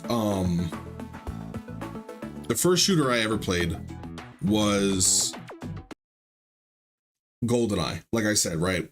But even back in the day, my first like actual competitive shooter, like playing it online and shit, was SOCOM, US Navy SEALs. That was my first I remember going to my boy Nick's house, and because I didn't have the whole like the brick that like sits in the back of the PlayStation 2 to give you access to the internet, I didn't have all that. I also didn't have basically internet that could play online games. So I'd go to Nick's house and we would play that shit all day, bro. Like, it was like, that was like, but even thinking about it back then, there was tons of lobbies and we would, clans and stuff like that, but it was still super niche. You know what I mean? But Call of Duty 4 was like the spark, the wildfire that then became like,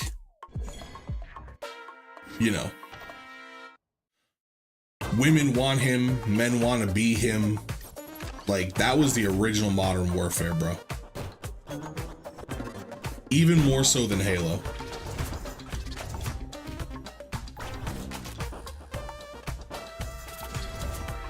Where for like the next 10 years, every single game wanted to be a tactical shooter.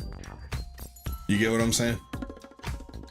Because before then, the really popular competitive shooters were, you had Counter-Strike, which was kind of like a tactical shooter, but a really, like, most of the big ones were like Unreal Tournament, right? Like those arena shooters where you spawn in,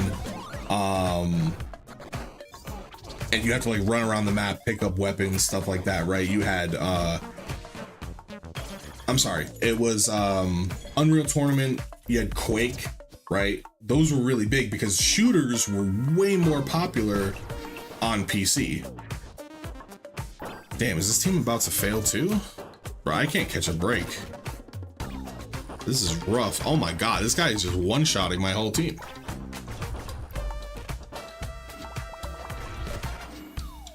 Oh, never mind. This guy is at, wait, this guy is just busted. Oh, maybe not. Yeah, nah. Damn, bro.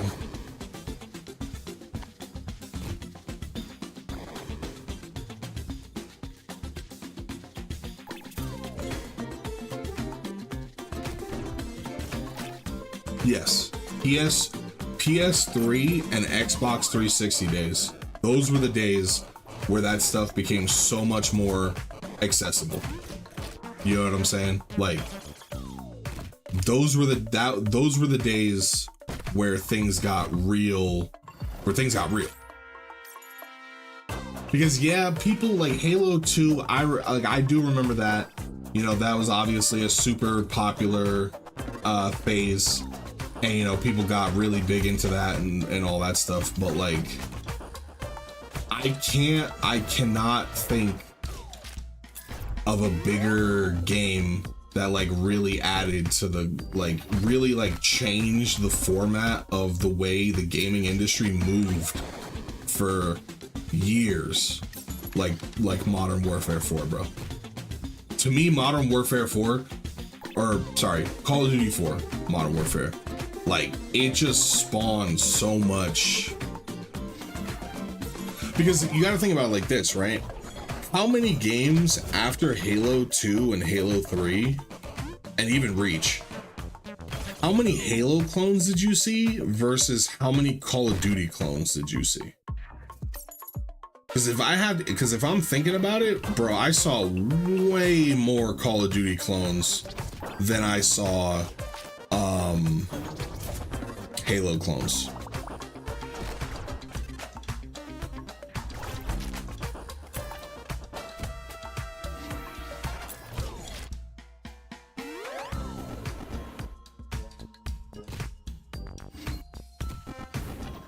And I think honestly, the big reason for it was simply due to the fact that modern military shooter type game was way more appealing to the average Joe than the like sci-fi appeal of like Halo.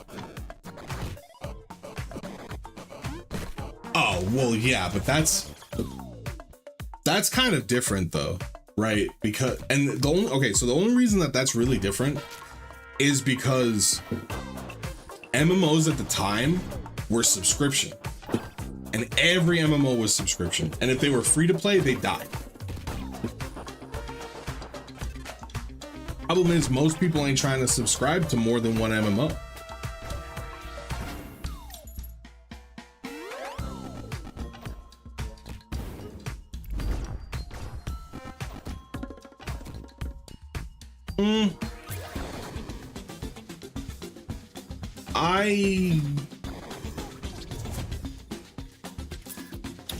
I get what you're saying. Is like this is more of like how'd I put it? Like this is like a more of like a semantics thing of like clone versus like, yo, who's innovating and doing what, right? Because like I get I get what you're saying, where like the games were trying to be unique, but I think a lot of those, like, I think it was just the aesthetic. Honestly, that was just more appealing to the average person.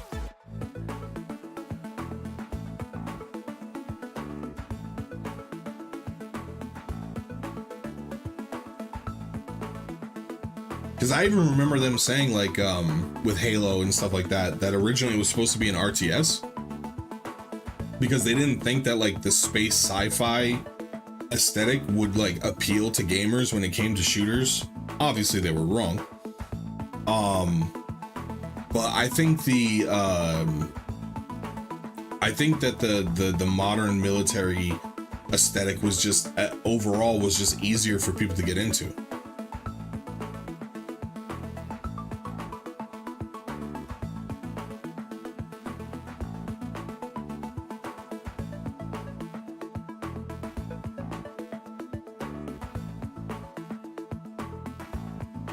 No, even Rift, bro. Think about it.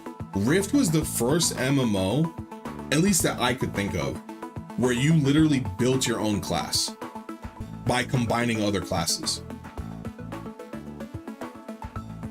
Hell, it's so ahead of its time that even nowadays, most games aren't doing it. In fact, most of the MMOs that have been able to survive, like Guild Wars 2 and Final Fantasy, even they don't do it. But that's such a unique idea when you really think about it. Hell, it's the reason why you play on those free servers, that Ascension server. It's literally the concept of, like, I can build my own class.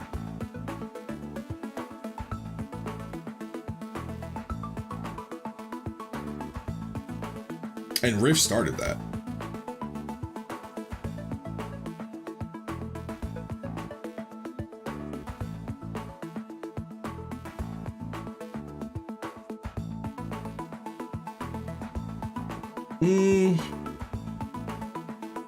I don't know, man. That's a tough one. Okay, that's a tough one, and that's how I can loop it back to gacha games, as I am currently playing a gacha game. It's really hard to kill those. It's really hard to kill those games because all you really need, depending on your dev cycle, is a core group audience that'll pay you lots of money. That's why there's so many gacha games, and none of them like really die like that. Like, I was talking about this, I was kind of chatting a little bit with like another creator on their stream. And it wasn't like we were having a one-on-one or anything, but like we were kind of like talking about it. And it's like with Raid, right? I play a lot of Raid, and I'm playing this because I kind of just wanted something different to kind of dive into, and the hype was there. Raid probably will never die because all it needs is like the 10 people who are willing to spend $100,000 a year on that game. Exactly. And Diablo Immortal is still around. And to me, Diablo Immortal is objectively a bad game, personally. Mostly because of the area it exists in, right? If I want to play an ARPG, I'll just go play Last Epoch, and I don't have to spend through the nose to play it. But really, all you need is a core audience of people who will give you their money.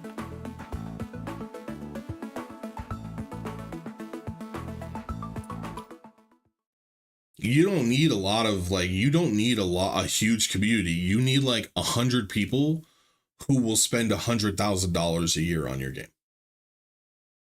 That's all you need. And so Rift might not be dead because it has microtransactions. Now, the question is, to me, is less of like,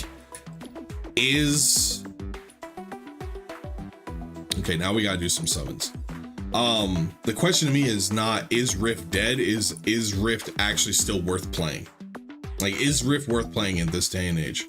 And the answer is probably no.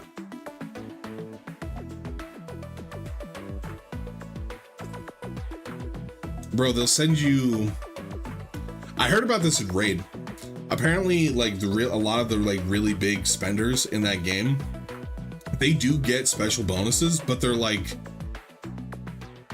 Raid sent them an engraved coin. with like their name and like the day they started playing. I don't know. I'll never understand it, man. I can't. But then again, to be fair, like, because I told you how much I spent on Raid and you were like, Jesus Christ. And I was like, oh, you know. So I don't really know.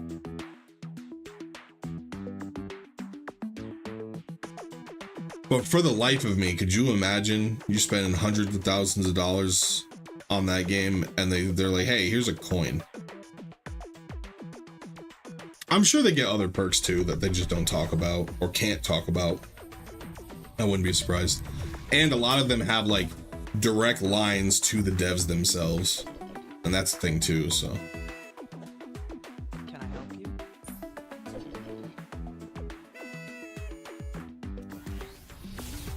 you? All right, we got another 4-star.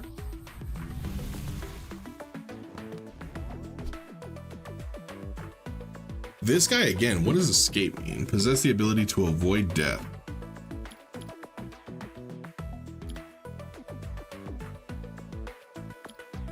Due to sluggishness, damage or healing will not take effect immediately, but will be delayed until the end of your turn. Additionally, when you attack, you will deal additional damage. Oh. Grant yourself a 2-turn crit up and attack all enemies. If you kill an enemy, you gain 1 turn of unyield. Probably like undying. Damage increases based on your maximum HP. That seems fun. Some of these characters seem really fun as like a build around me type of thing.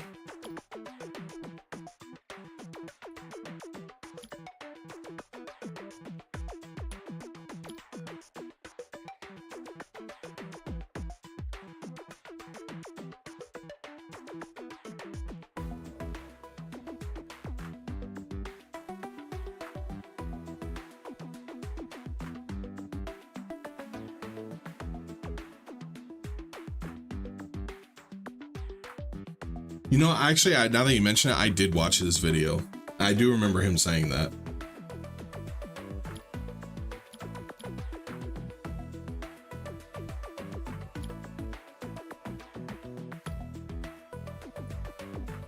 I actually do remember him saying that.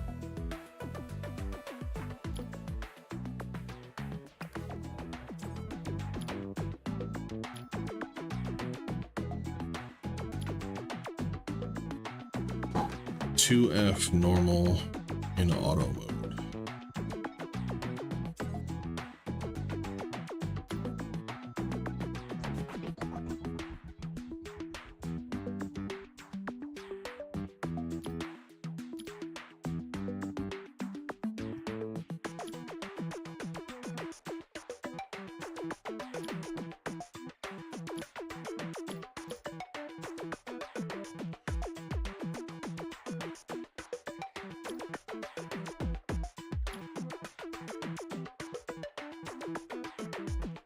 There's one champion, I don't know if it's her. Action bar will ally. Ooh. Attack an enemy and inflict defense down and attack down. On a 3-turn book down to 2-turn cooldown. That's not bad. 70% chance of blind.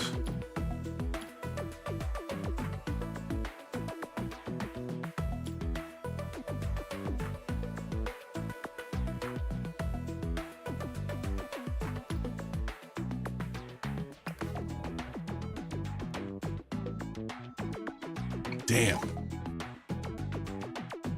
Wait, that's actually just solid. These are just some solid abilities. Speed up, speed down,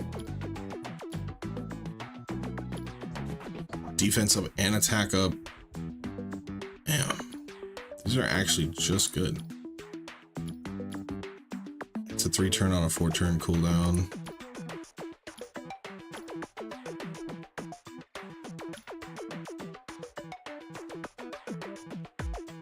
Yo, maybe Tree Team was always the way to go, as I'm looking at it.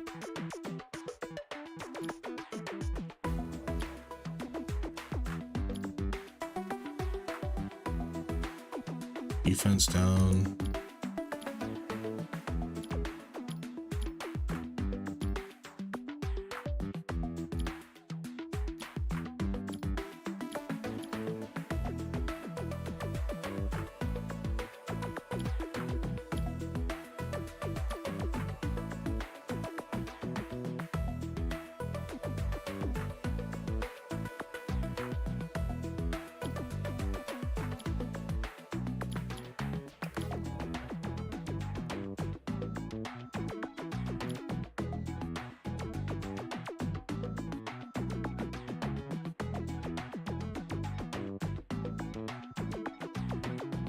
Honestly, I was gonna, I was thinking the same thing, but I didn't have. So you know what I'm gonna do for now?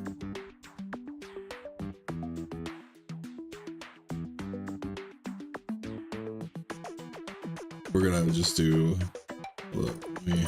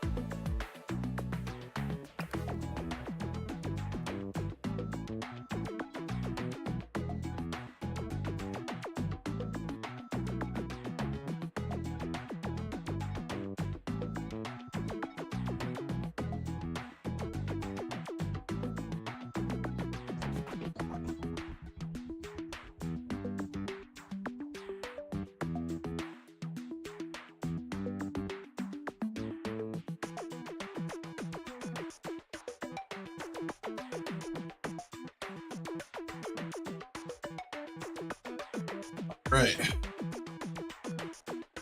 Let's get back into the ting, shall we? So this guy seems pretty solid.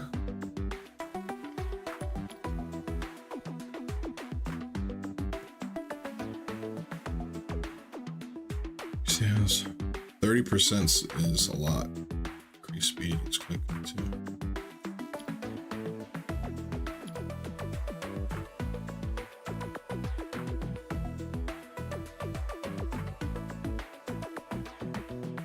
Let's try stuff. All right. So we're here.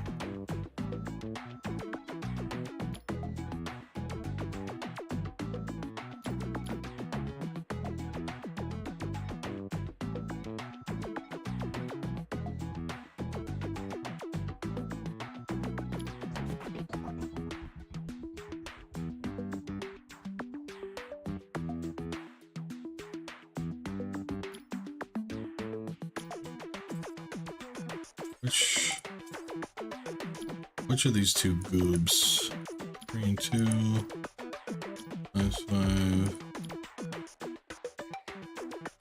And this is -5, -2, +7. And I think we actually want this guy, so we'll give him a little 1. And the reason being, because we actually probably just want him to be a bit tankier.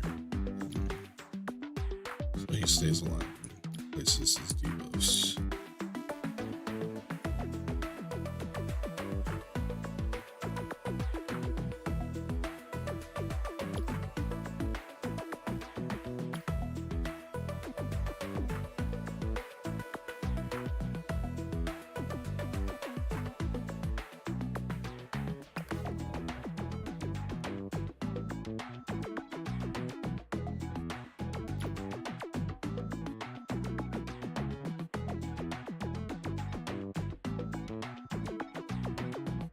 Oh, yeah. That's tough because here, the thing is, this version gives crit up and then teams up with 2 allies and attacks an enemy, and then reduces action bar, which can be a complete. The lower the target's action bar, the greater the damage. Okay. 4-turn cooldown. So, and then this version does a defense down, attacks an enemy, removes all buffs on the target, and then attacks, ignore 20%. Attack after your turn, which deals more damage the lower the enemy's HP is. So it's like an execute. Doesn't really add any kind of like utility. So.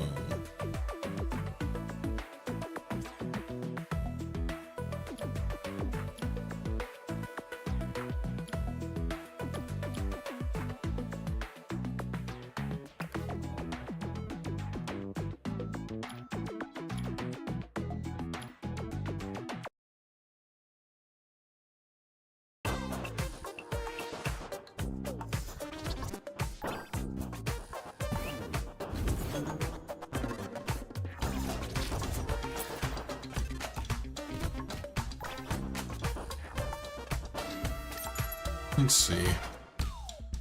Defense down, attack down. It's gonna give all the buffs. Can I help you?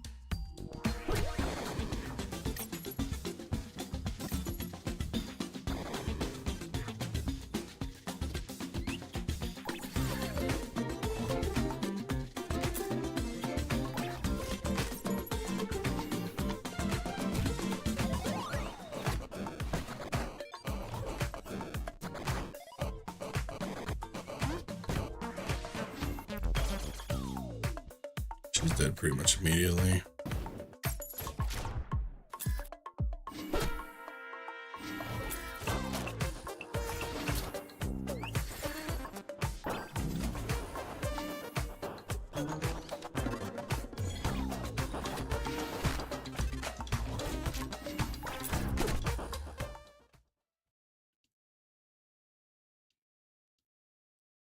All right, so maybe make this team work.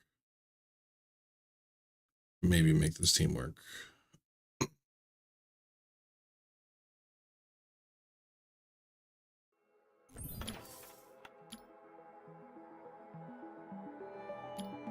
Might be a little too much though. Let's try. But definitely,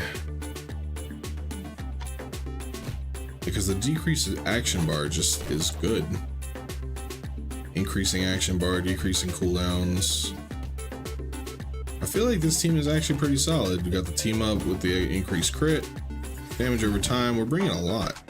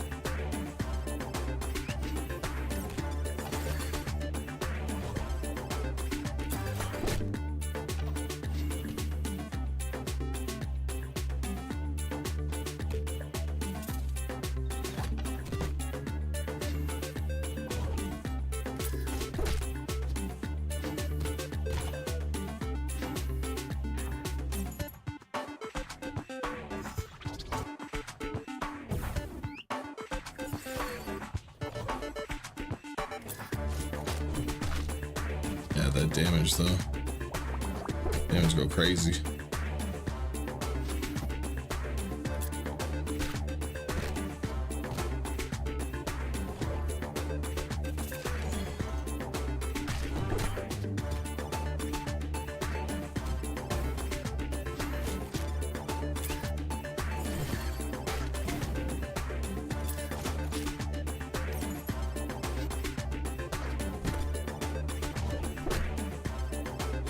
One thing I would say is it'd be nice if they used a more neutral color on the action bar, because it's kind of hard to see where it's at with this backdrop. I know that's not always the case because the backdrops are always going to be blue, but I don't know, maybe using a color that you don't really see anywhere else.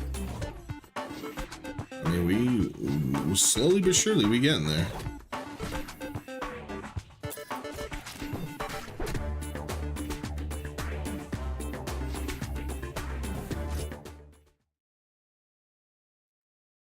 Yay! And we leveled up. And we got a speed set. Speed's always good. So this is where we're farming our speed gear. Speed is always solid. Speed is always solid. I guess we could try this one. I don't know how well it's gonna go. Probably not very well. Find out. Oh, my word. Did a lot of damage.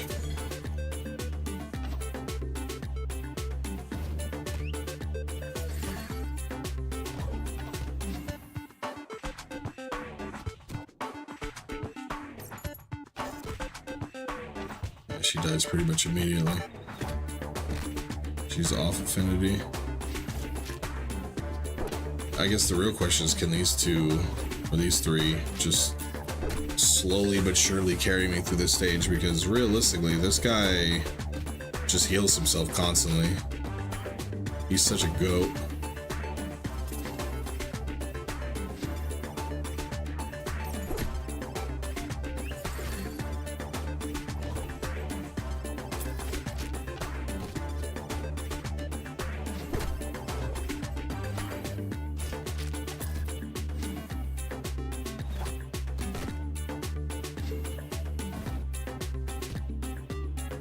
Yeah, he's like damn near unkillable.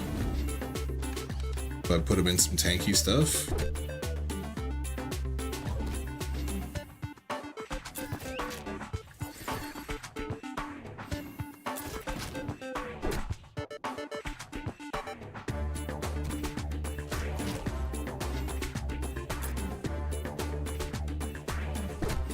All right, now the real test, the real truth. Bang. Ah, damn.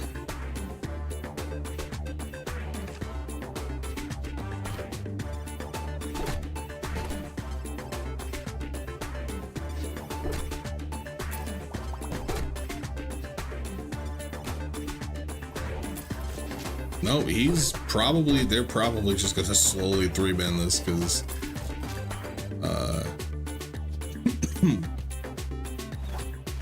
oh yeah, with the attack down now, absolutely.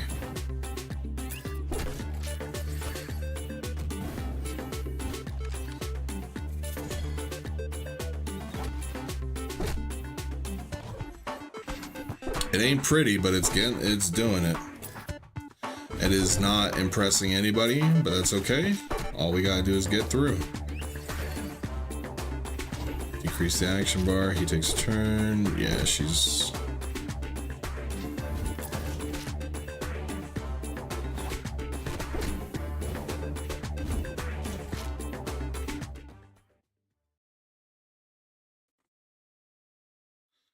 Oh yeah, that's that good stuff.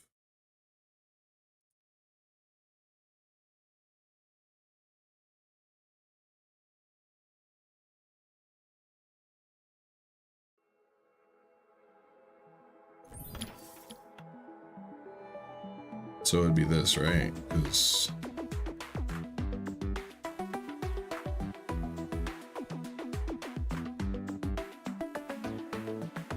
Or is that kind of the bait and I should pick the neutral one? No, because they're gonna go after the injured.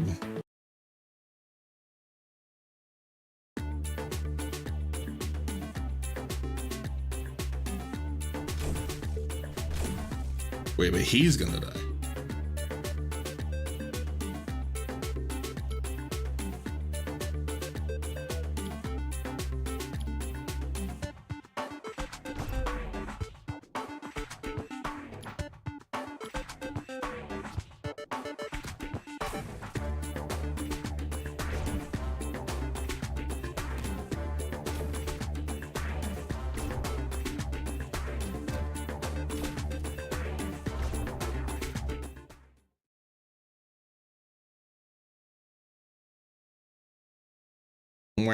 Got the turtle tank. All right, next up we got this stage, and I think we're gonna keep this team in. Should I swap her out for the green version as like a better nuker option? At least for the yeah.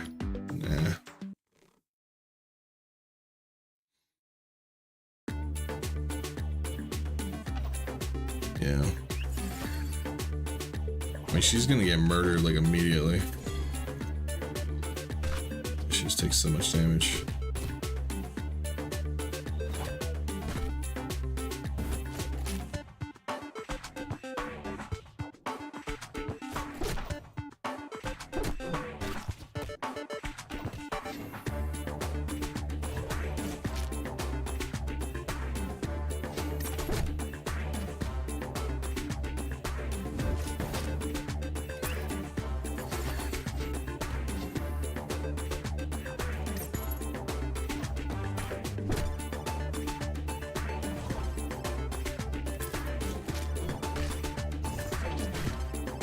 God damn.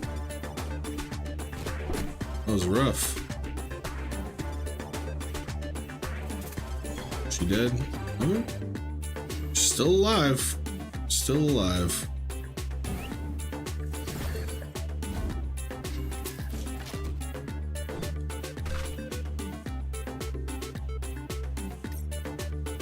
Staying alive, staying alive. We're staying alive. All right, cool.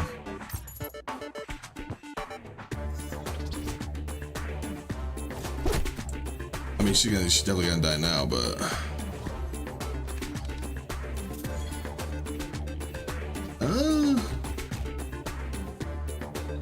yeah, she's dead now.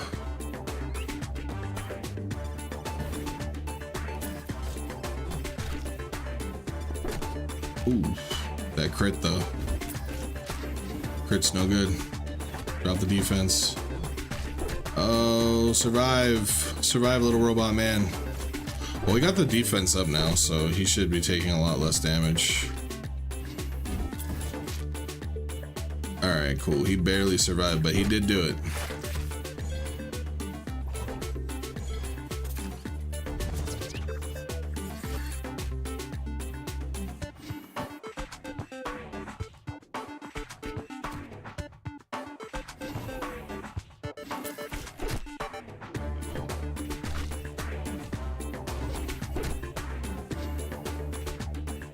Alright, I'm digging this. I'm digging this team.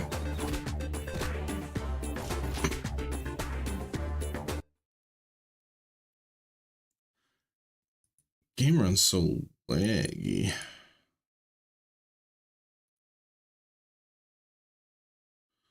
Wonder if maybe you just maybe drop it down to mid.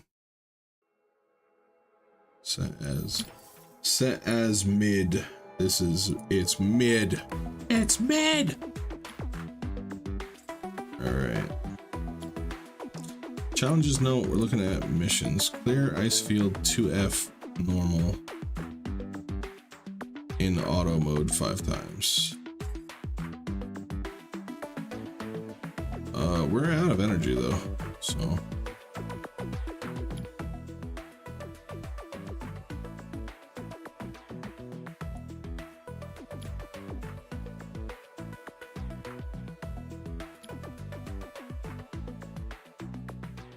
So you get 1 stack and then skill up.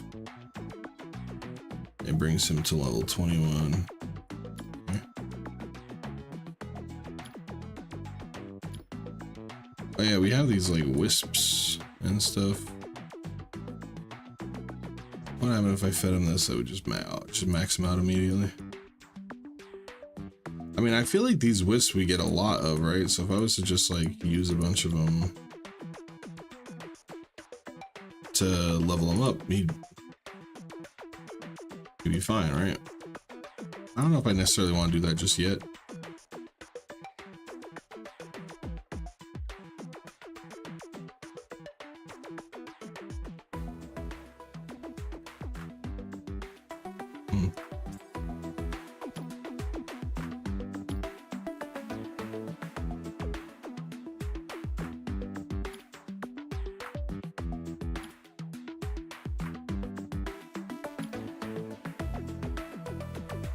Right, they all gain increased experience from battle because they're basically like just to be used as chickens.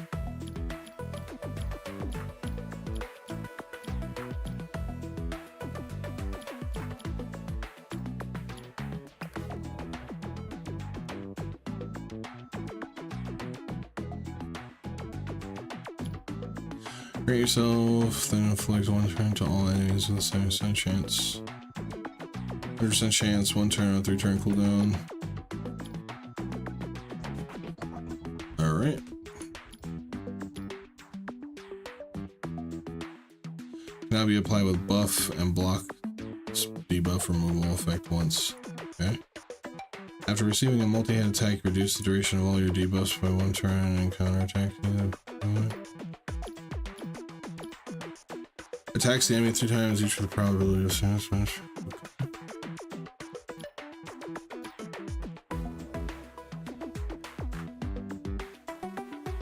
At the starts of your turn, remove 2 debuffs and recover HP.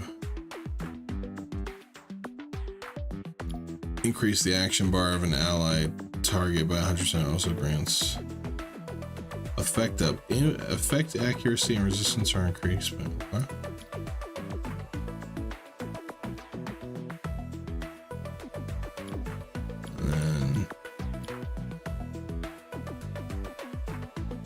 Increase the action bar of an ally.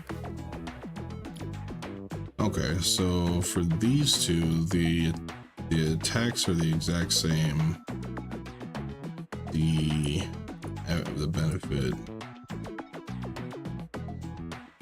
If the target's defense, if the target's defense is lower than half of your defense, this attack ignores the target's defense entirely. Okay.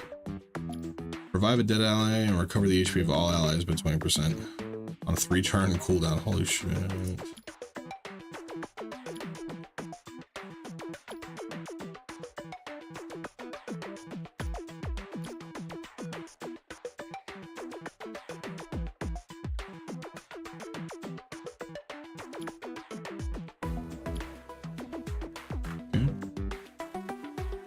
What about the water one? Inflict 1 turn to attacker when you are attacked. Inflict 12% of your max HP as damage back to the attacker when you receive a crit. Does she have a taunt?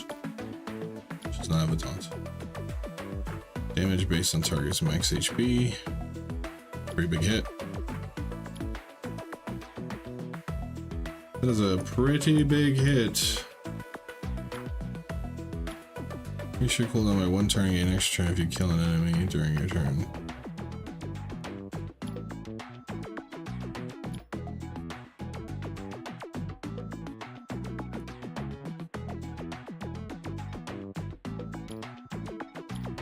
Grants all allies 2-turn attack up and speed up, and grant yourself 1 turn of invincibility.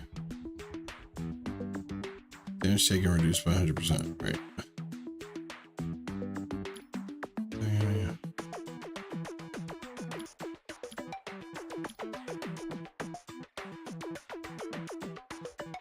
I definitely can see. This guy I just find interesting because of this right here. Attacks all enemies and extends all debuffs of the selected target. Select target by 2 turns, then activate damage over time. Damage over turn and bomb on all enemies. A 4-turn cooldown. Other enemies around. Then when he's 6-star, it adds damage over turn. So he's fully booked. Let's see. I guess a lot of people have that, right? Not a lot of people, but.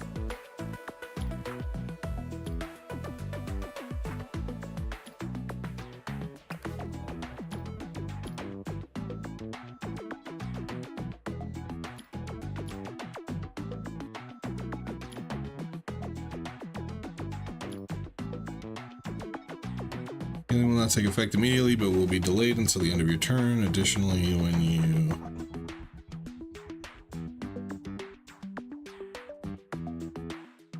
I see. So basically, when you attack, you will deal additional damage by 30% of the accumulated. Okay, so if you take damage, you don't take it immediately.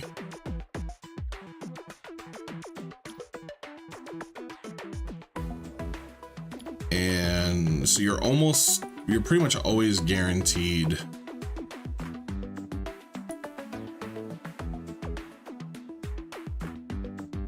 you're pretty much always guaranteed to get at least 1 attack off.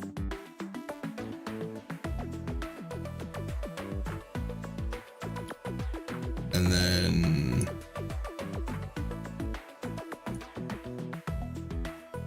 then you have all that damage saved up, and you nuke with this, you become unkillable. Then they'll hit you, you'll take a bunch of damage. Okay, I see how this guy works. Okay, interesting. I don't know. It's funny because he does kind of have a bit of a build around me type kit, but I don't know enough to build around you right now.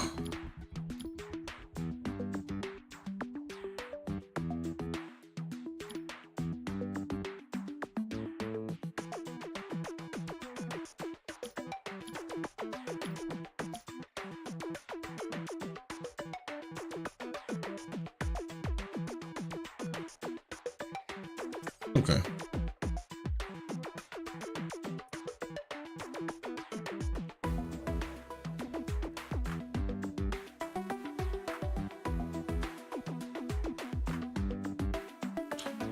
Unfortunately, we did waste a bit of energy by getting clapped a couple times, so that's unfortunate.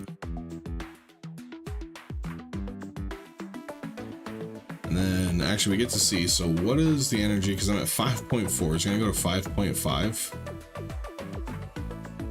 6.4. So you get 1 energy every 5 minutes.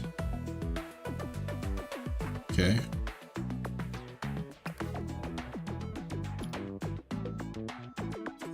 Do we have any energy ups?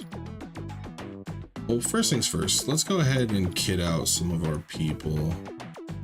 This guy right here has been really solid. Would like to put him in. I don't like how it puts all the gear here together.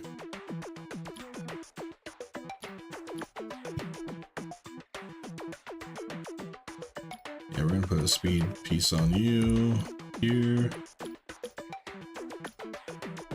Now it looks like so these are always attack, right?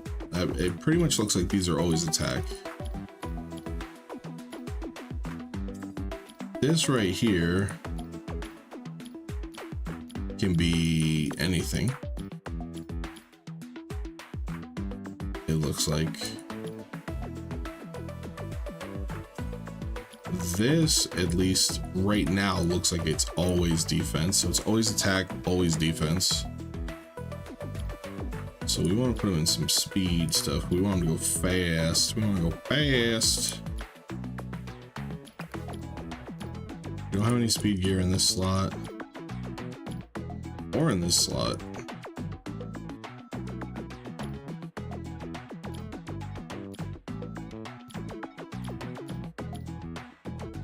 Sure. And I guess we'll put him in that, yeah. So we're giving him more speed. I'm gonna give him more speed because we want him to take as many turns as possible because of his passive. Shorten the debuff duration except to inability effects by 1 turn on all allies each turn and grants them 2 turn healing over turn for the ally with the lowest health. And then of course cycling through this and buff removal. Alright, since she's going to be our nuker,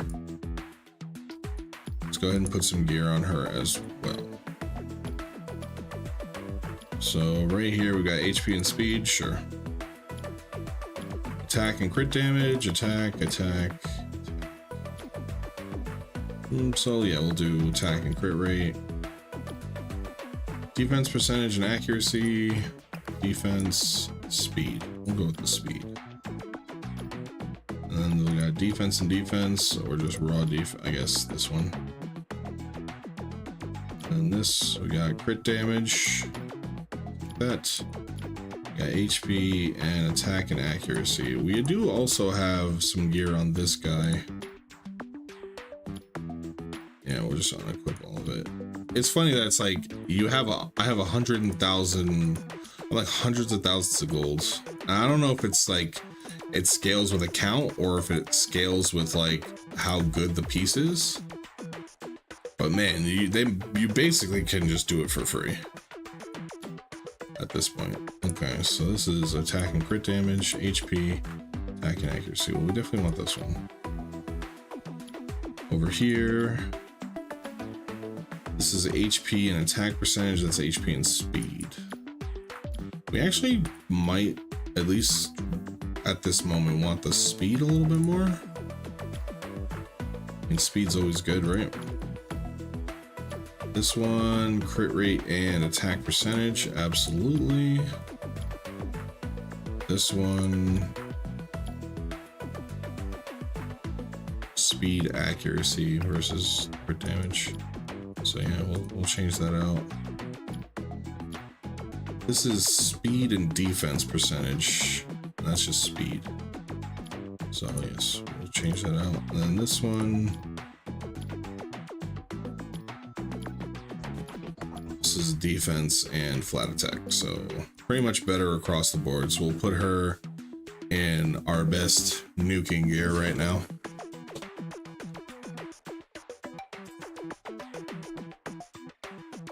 And I do believe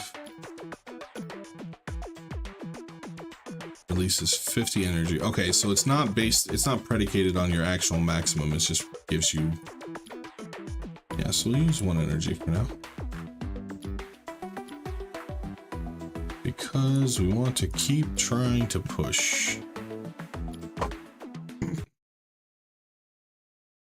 And honestly, this isn't a bad stage to farm for experience, because speed gear, I mean, if this is anything like Raid, speed is just absolutely going to be, speed's absolutely going to be the best in slot. So, welcome back, Josh. What kind of pizza did you get?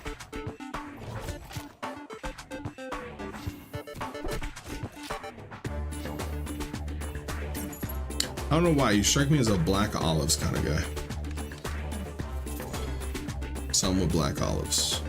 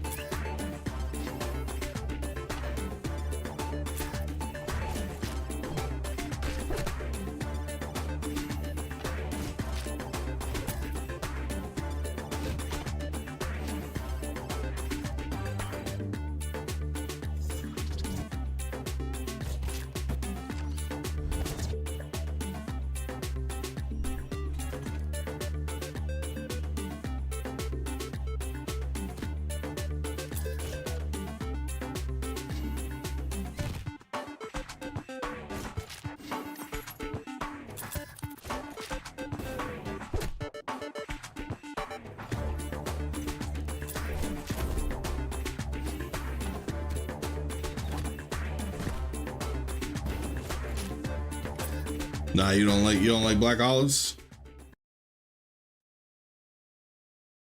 I don't mind black olives. It obviously, I mean, I'm not gonna eat a pizza with just black olives. That actually does just sound disgusting. But if it has black olives on it, like in like a, you know, like a supreme pizza where you use like peppers, onions, pepperoni, sausage, black olives, I'll smack on that. I haven't had pizza in a minute. I don't want to get a pizza, but pizza be so expensive for what it is. I dated a girl who worked at Domino's once, and bro, I learned the hustle of those pizza places, bro. The amount of money that they charge for a pizza is criminal.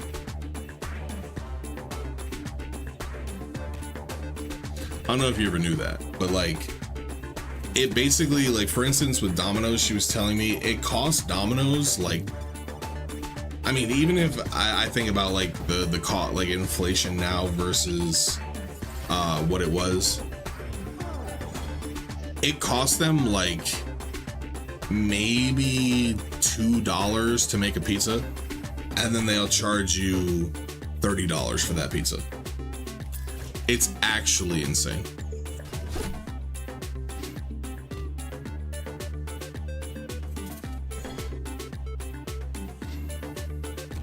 Yeah, exactly. You can literally make your own pizza for $1 and be smacking on that all night. And then you go to order a pizza and it's like, yeah, that'll be $100, please. You're like, God damn. Also, the thing that drives me crazy is my girl. She loves wings so much that I always try to stop her, but she never listens. She loves getting like wings from pizza joints, and I keep telling her don't do it because wings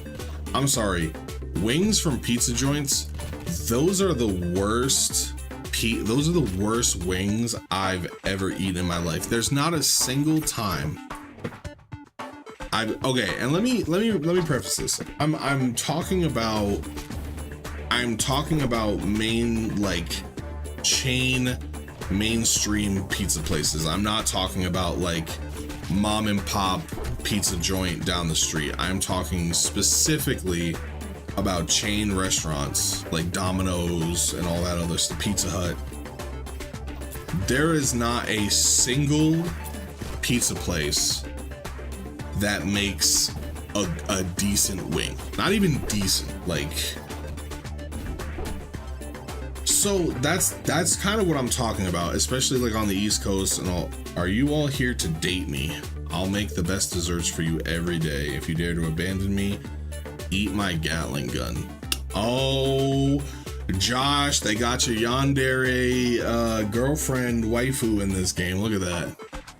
She even stands bow-legged, bro, in the maid outfit.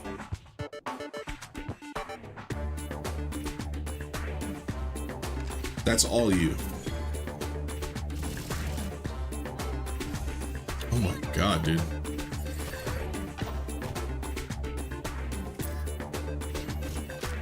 Oh my god, dude, this boss hits hella hard. Holy crap.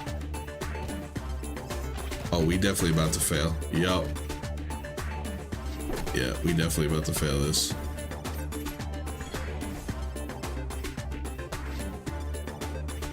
Oh my word. Oh my word, we got absolutely cooked. We got absolutely cooked. That boss obliterated me. Damn. That is... Well, damn.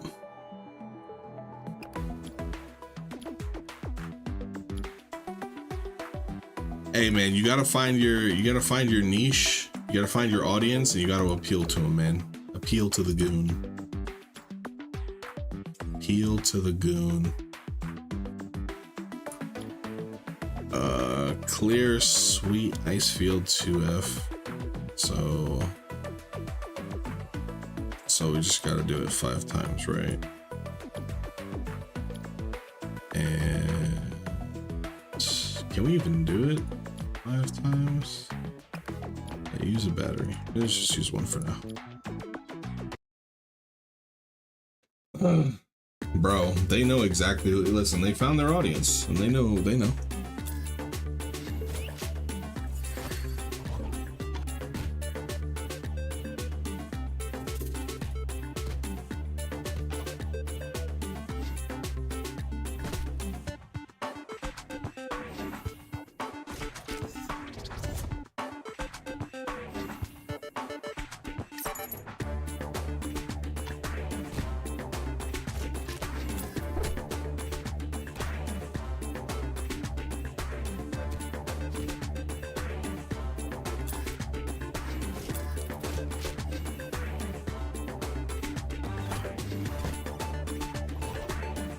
You know, all this talk makes me wonder, what am I gonna eat for dinner?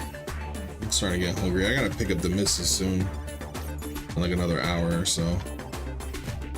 So, probably gonna be ending the stream. I mean, to be fair, today's stream was really more of like a, what would you call it? Like a proof of concept. Just trying to get everything ironed out. And not to mention, you're my only viewer. And you know what? I appreciate you for being my only viewer, Josh. You know that? I do. I do.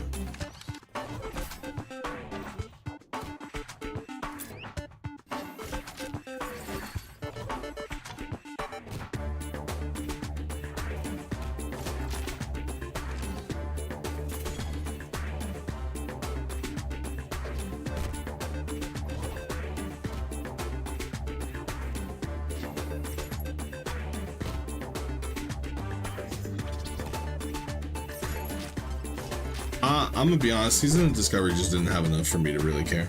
Just not enough to, like... The grind was too much, man.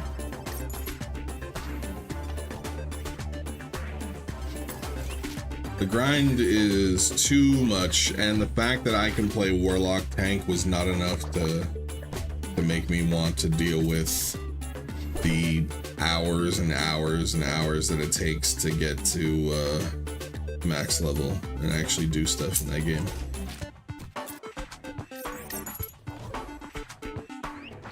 Just not enough for me to care. That's really what it comes down to. Not enough for me to care. Did they? How so? Would they make the leveling faster or whatever?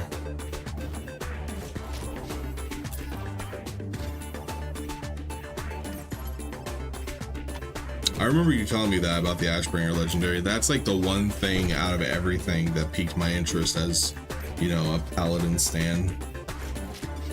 Is like, man, being able to cleanse the corrupted Ashbringer. You just buy the runes now. Yeah, but you still have to level. That's what I'm talking about. Like, classic leveling is so... Oh. So they basically increase the gain rate for experience.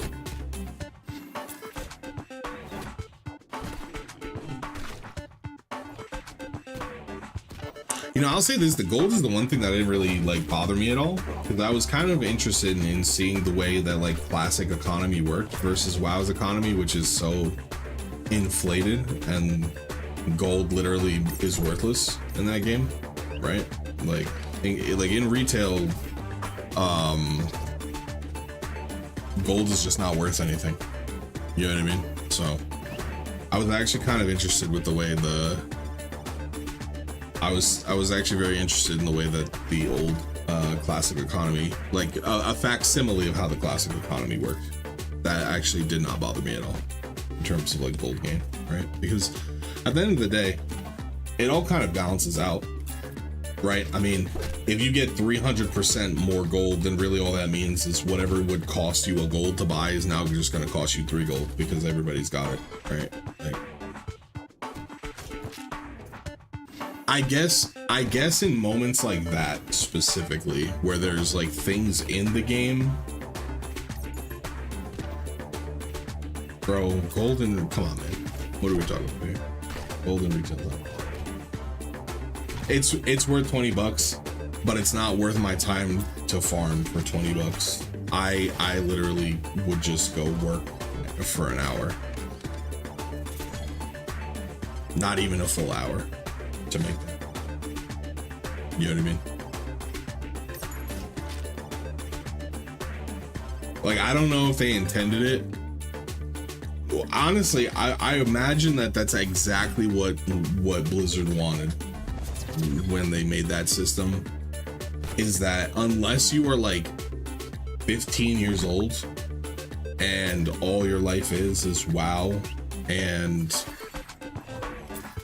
school, and like not even really school, but just like mostly WoW, like there's not an argument you could make to me about why I would spend a week farming that gold when I can go work for less than an hour to buy that gold. You know what I mean?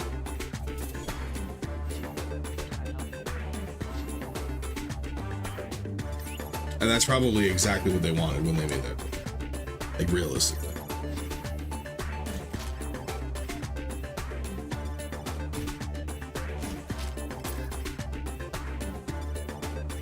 Oh man, my neck is so stiff.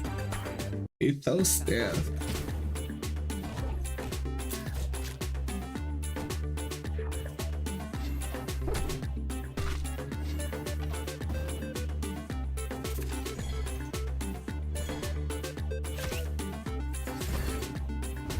Like, how much is the WoW coin going for these days?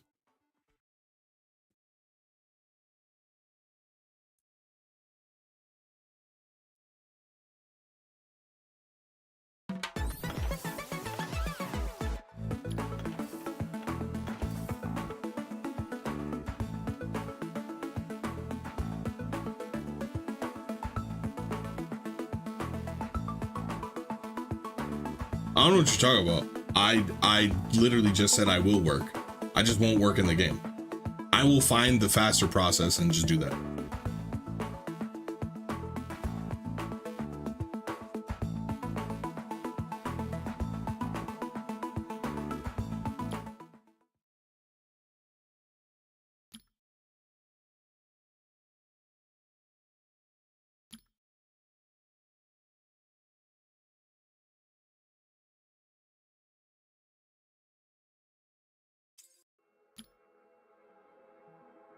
Let's say mission Sweet Ice Field 2F normal obtain a gear with speed as a major stat.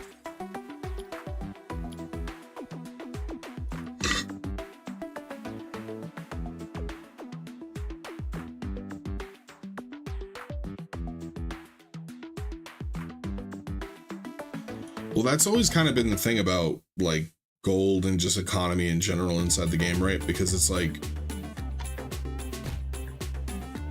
when you get to a certain point where you can like control markets, then you never need to farm again.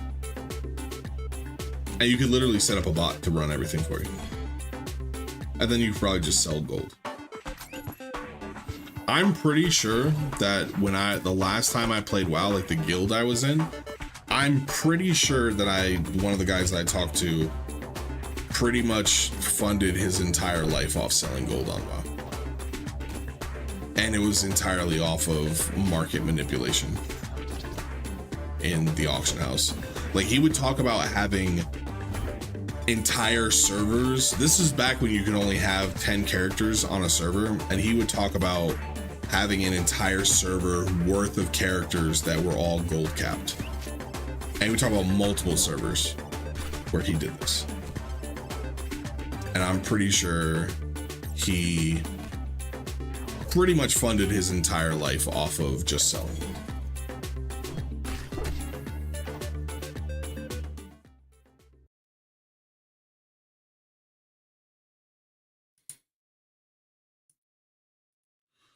What did I get? Oh, wow, look at that. The first try.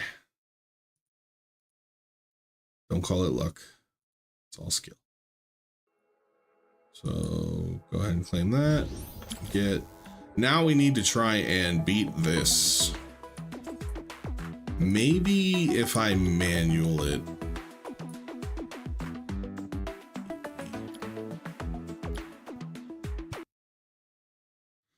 Maybe.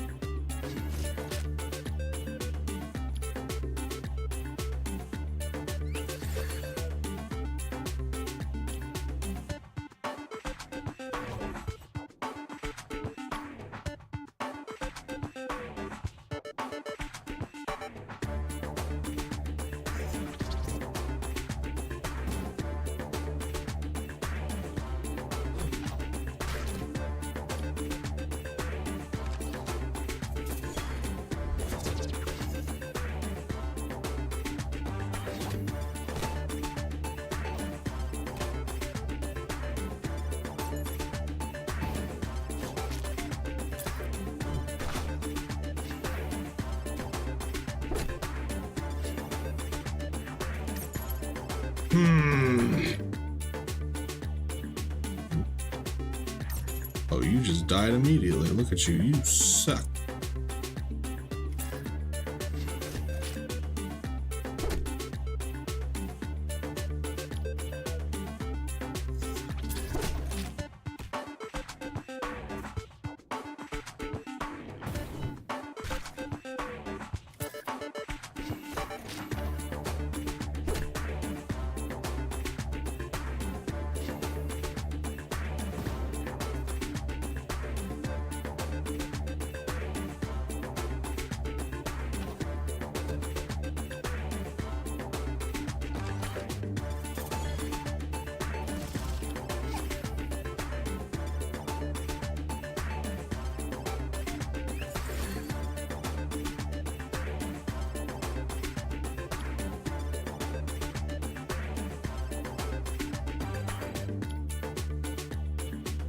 Oh, she's gonna die. Oh, she lived. All right, cool. All right, cool. We in here. We in here. Whack. Attack an enemy, inflict 2 turns, defense down, speed down. On you.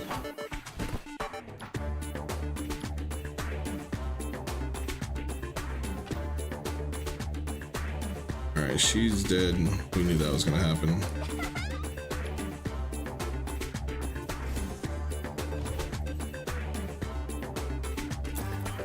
Alright, kill the ads first. All right, ads are down. Now it's just this chick. There, she got an attack up. That's fine. Damn, she does so much damage.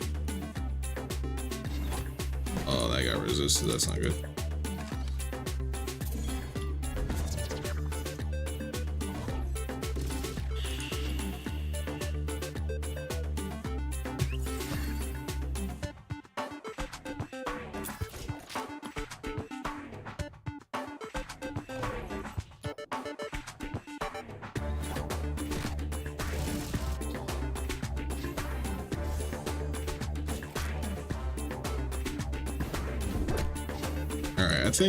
I think we got this.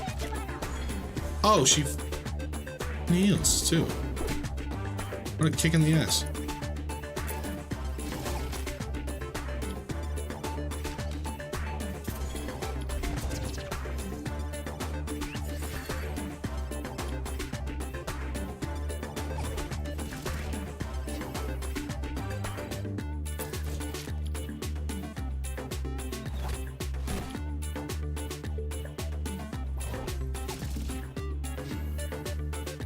There we go. When they got rid of GDKPs and SOD, I didn't want to play it no more. Those people were so terrible. It was on the delay of now fun. What I remember them talking about that a while ago, but what exactly did they what did they do to eliminate GDKPs aside from make them a bannable offense, which to be fair, oftentimes doesn't stop anybody from anything.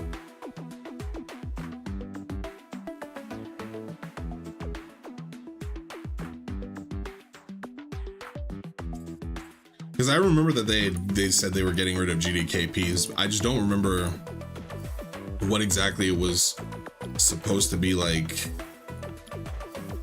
that they did to get rid of it. You know what I'm saying?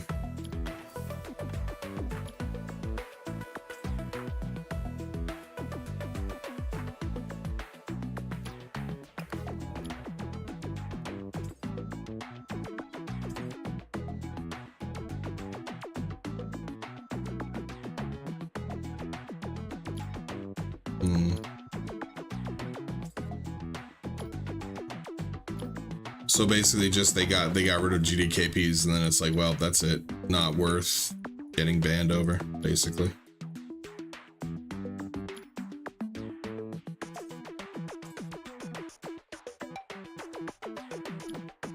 Which I'll be honest, as long as I've known the WoW community, a lot of times getting banned never stopped anybody from anything, really.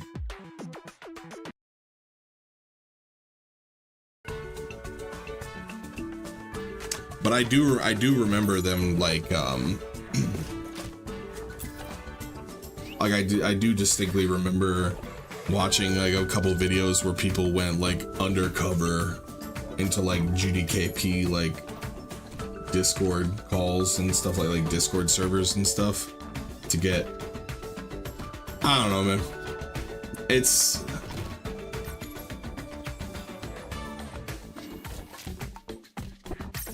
I guess I just don't see the problem with GDKPs personally. If you don't like it, just don't run it, right? Just don't find it. There's plenty of groups that aren't GDKP, but GDKP at least is for me, the way I looked at GDKPs was I have a lot of gold. I don't want to run this a lot and I want to get my gear. So if I have the golds, then I just outbid people. But it's kind of a win-win for everybody. The only time it's not a win-win is that if you're broke on gold and you're bad at the game. Because if you're bad at the game but you're super gold rich, people will bring you along. And they'll just be like, hey, this guy's got a lot of money, right? And if you're really good, then it's a great way to make gold. Because you just do the runs. And when the pot at the end gets divvied up, you get your share, and it's like, okay, well, I didn't get any gear, but at least I got a ton of gold, right? Which then I can then use on the next week.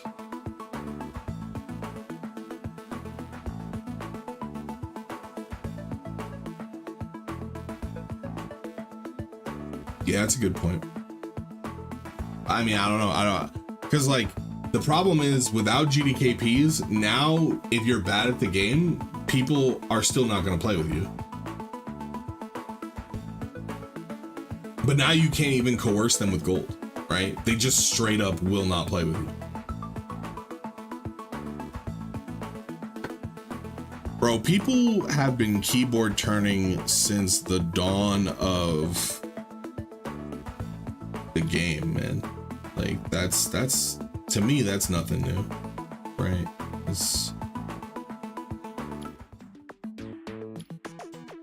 Like, I've as a raid, like when I raid led back in the day, bro, I literally actively watched people keyboard turn in that game. You know what I mean? Like you can tell when someone's keyboard turning because of how slowly their character turns, and it's just like, bro, I got so mad one time and I called that person. I was like, bro, are you fucking keyboard turning right now? Like right in front of me?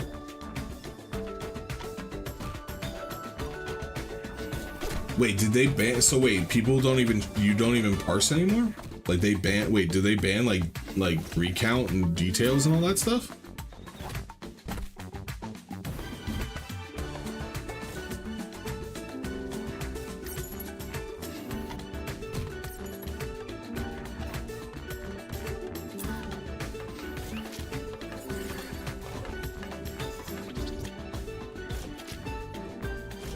Is that what you're telling me? Are they banned recount?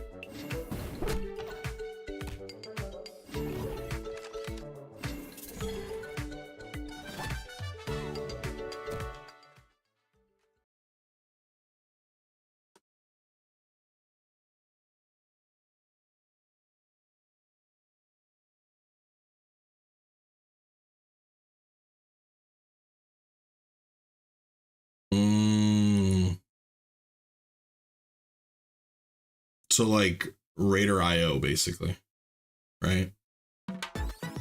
I mean, honestly, I like it's not Raider IO, but it basically functions the same exact way, right? Where it's just Raider IO, but for your parse percentages.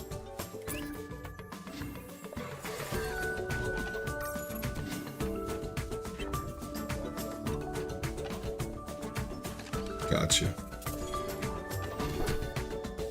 Which is weird because they don't ban Raider IO, but Raider IO is based on the same exact idea, right? It's like your gear and what you've completed and stuff like that. So it's kind of the same idea.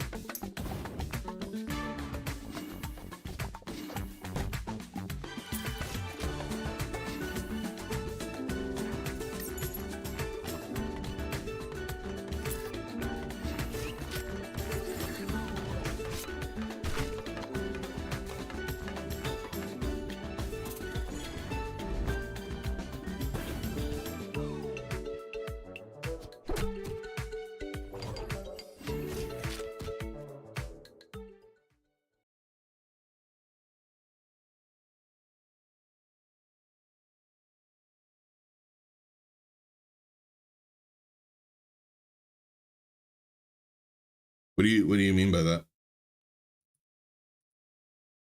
Wait, was the parse thing for classic like SOD?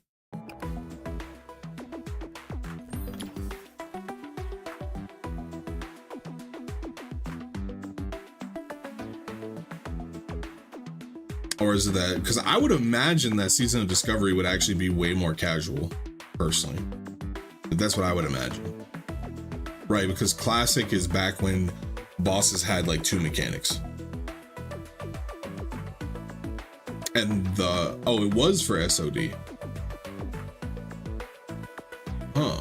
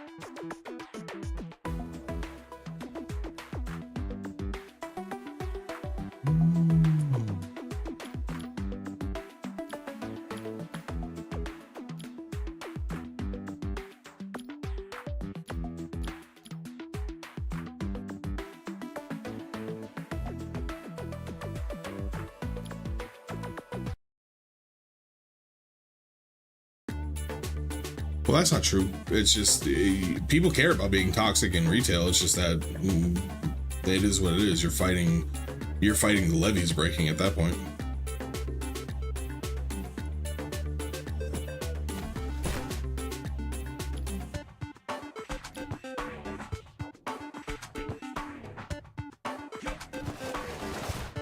Look at that guy.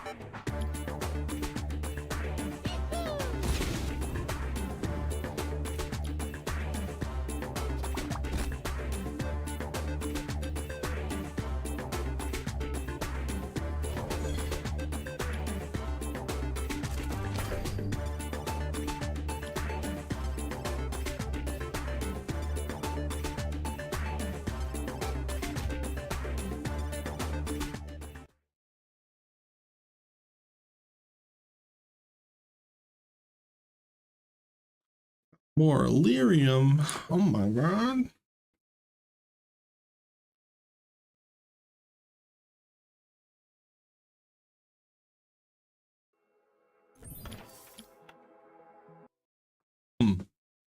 So they had a parse meter for SOD.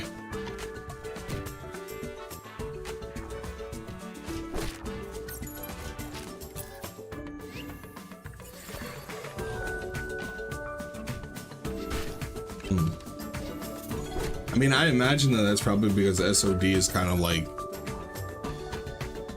I don't know, it's like the Memba Berries retirement home, right? Like it's just like, hey, Memba Classic? It's a little different now, but Memba Classic? And it's a perfect place for to be the retirement home, right? Because it's like I said, bosses have 5, like entire raids have 5 mechanics, right? A boss has like 1 or 2 mechanics, and people will still kind of mess it up.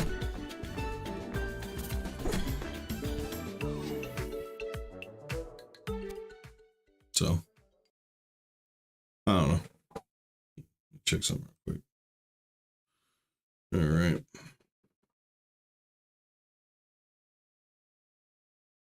Crit rate on a life set.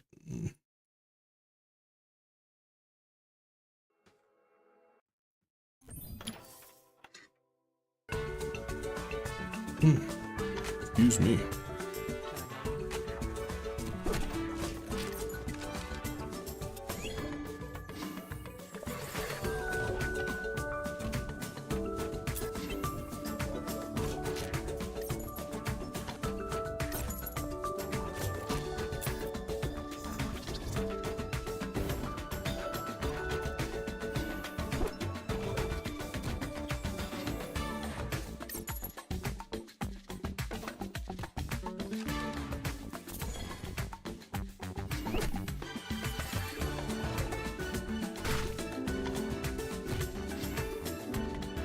Yeah, I'm not gonna lie, the music in this game absolutely is solid.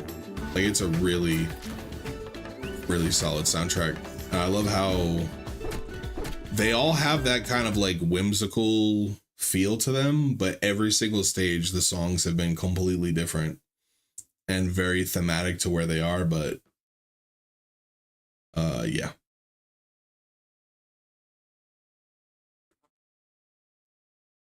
Oh yeah, that new season of Last Epoch come out yet?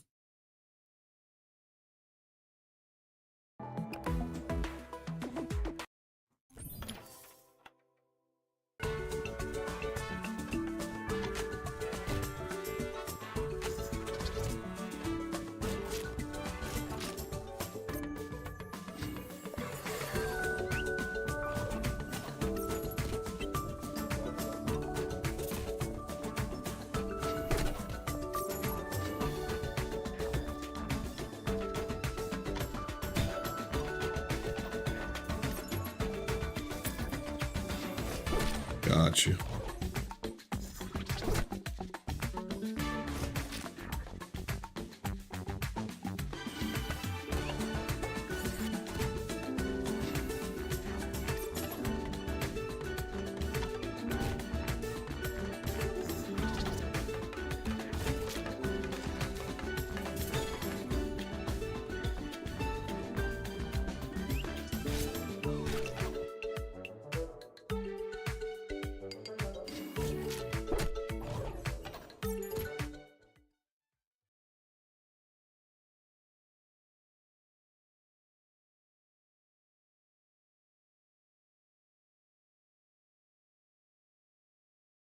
Oh, Josh, this last boss looks like your wife, bro.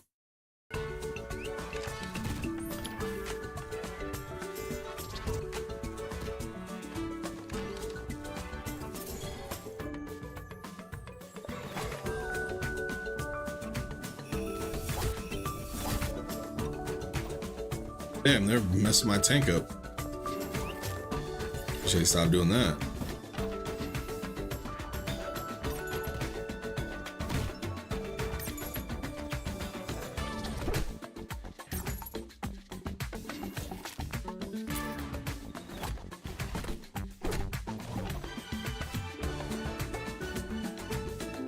See if we can get this, bro. That is a beautiful woman right there, man. That screams your name right there. I'm gonna lie. Oh, y'all got put to sleep. Oh, whoa.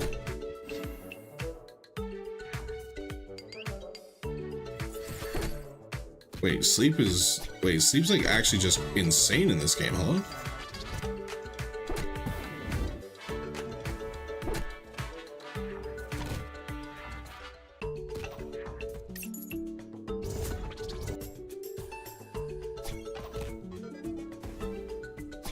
Bro, what the hell? Did you see that? That's crazy. Sleep is, you know, I'm used to sleep being like one of the worst debuffs in the game. That was actually just insane. Hold up. We're gonna manual this battle, I think. That was actually just nutty. Holy crap. This game consistently just catches me off guard with how, like, suddenly, like, the power spike between the stages and the bosses. Because usually in Raid, she did, bro. She hit me with the Cosby special. Because usually in Raid, it's like,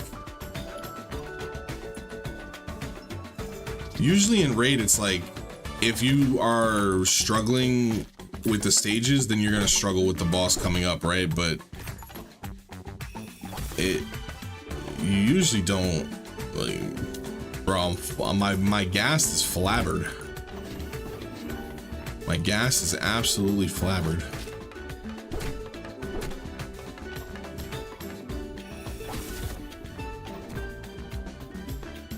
Honestly, don't even think it's a big deal. Like, this guy is probably gonna die anyway. Start of the boss round, so.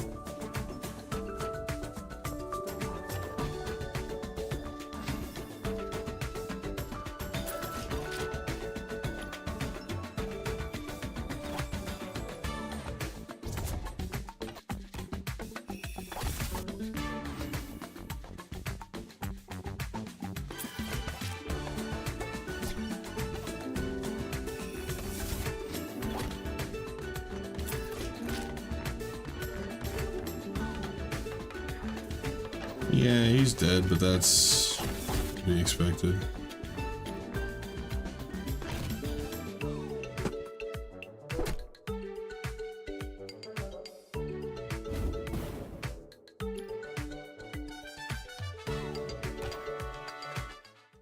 Alright, so we were able to manual it. That, we cannot auto it. But we could manual it and get it done. That was insane, though. That was absolutely insane.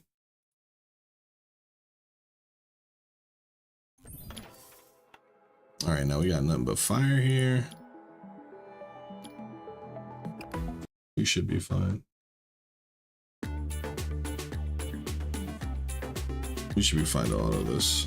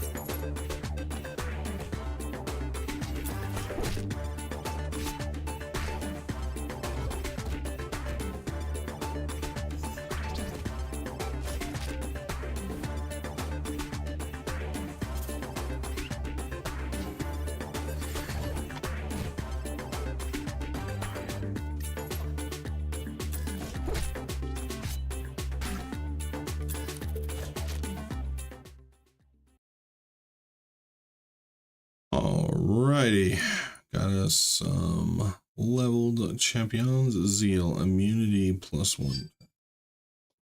Oh, got a phone call.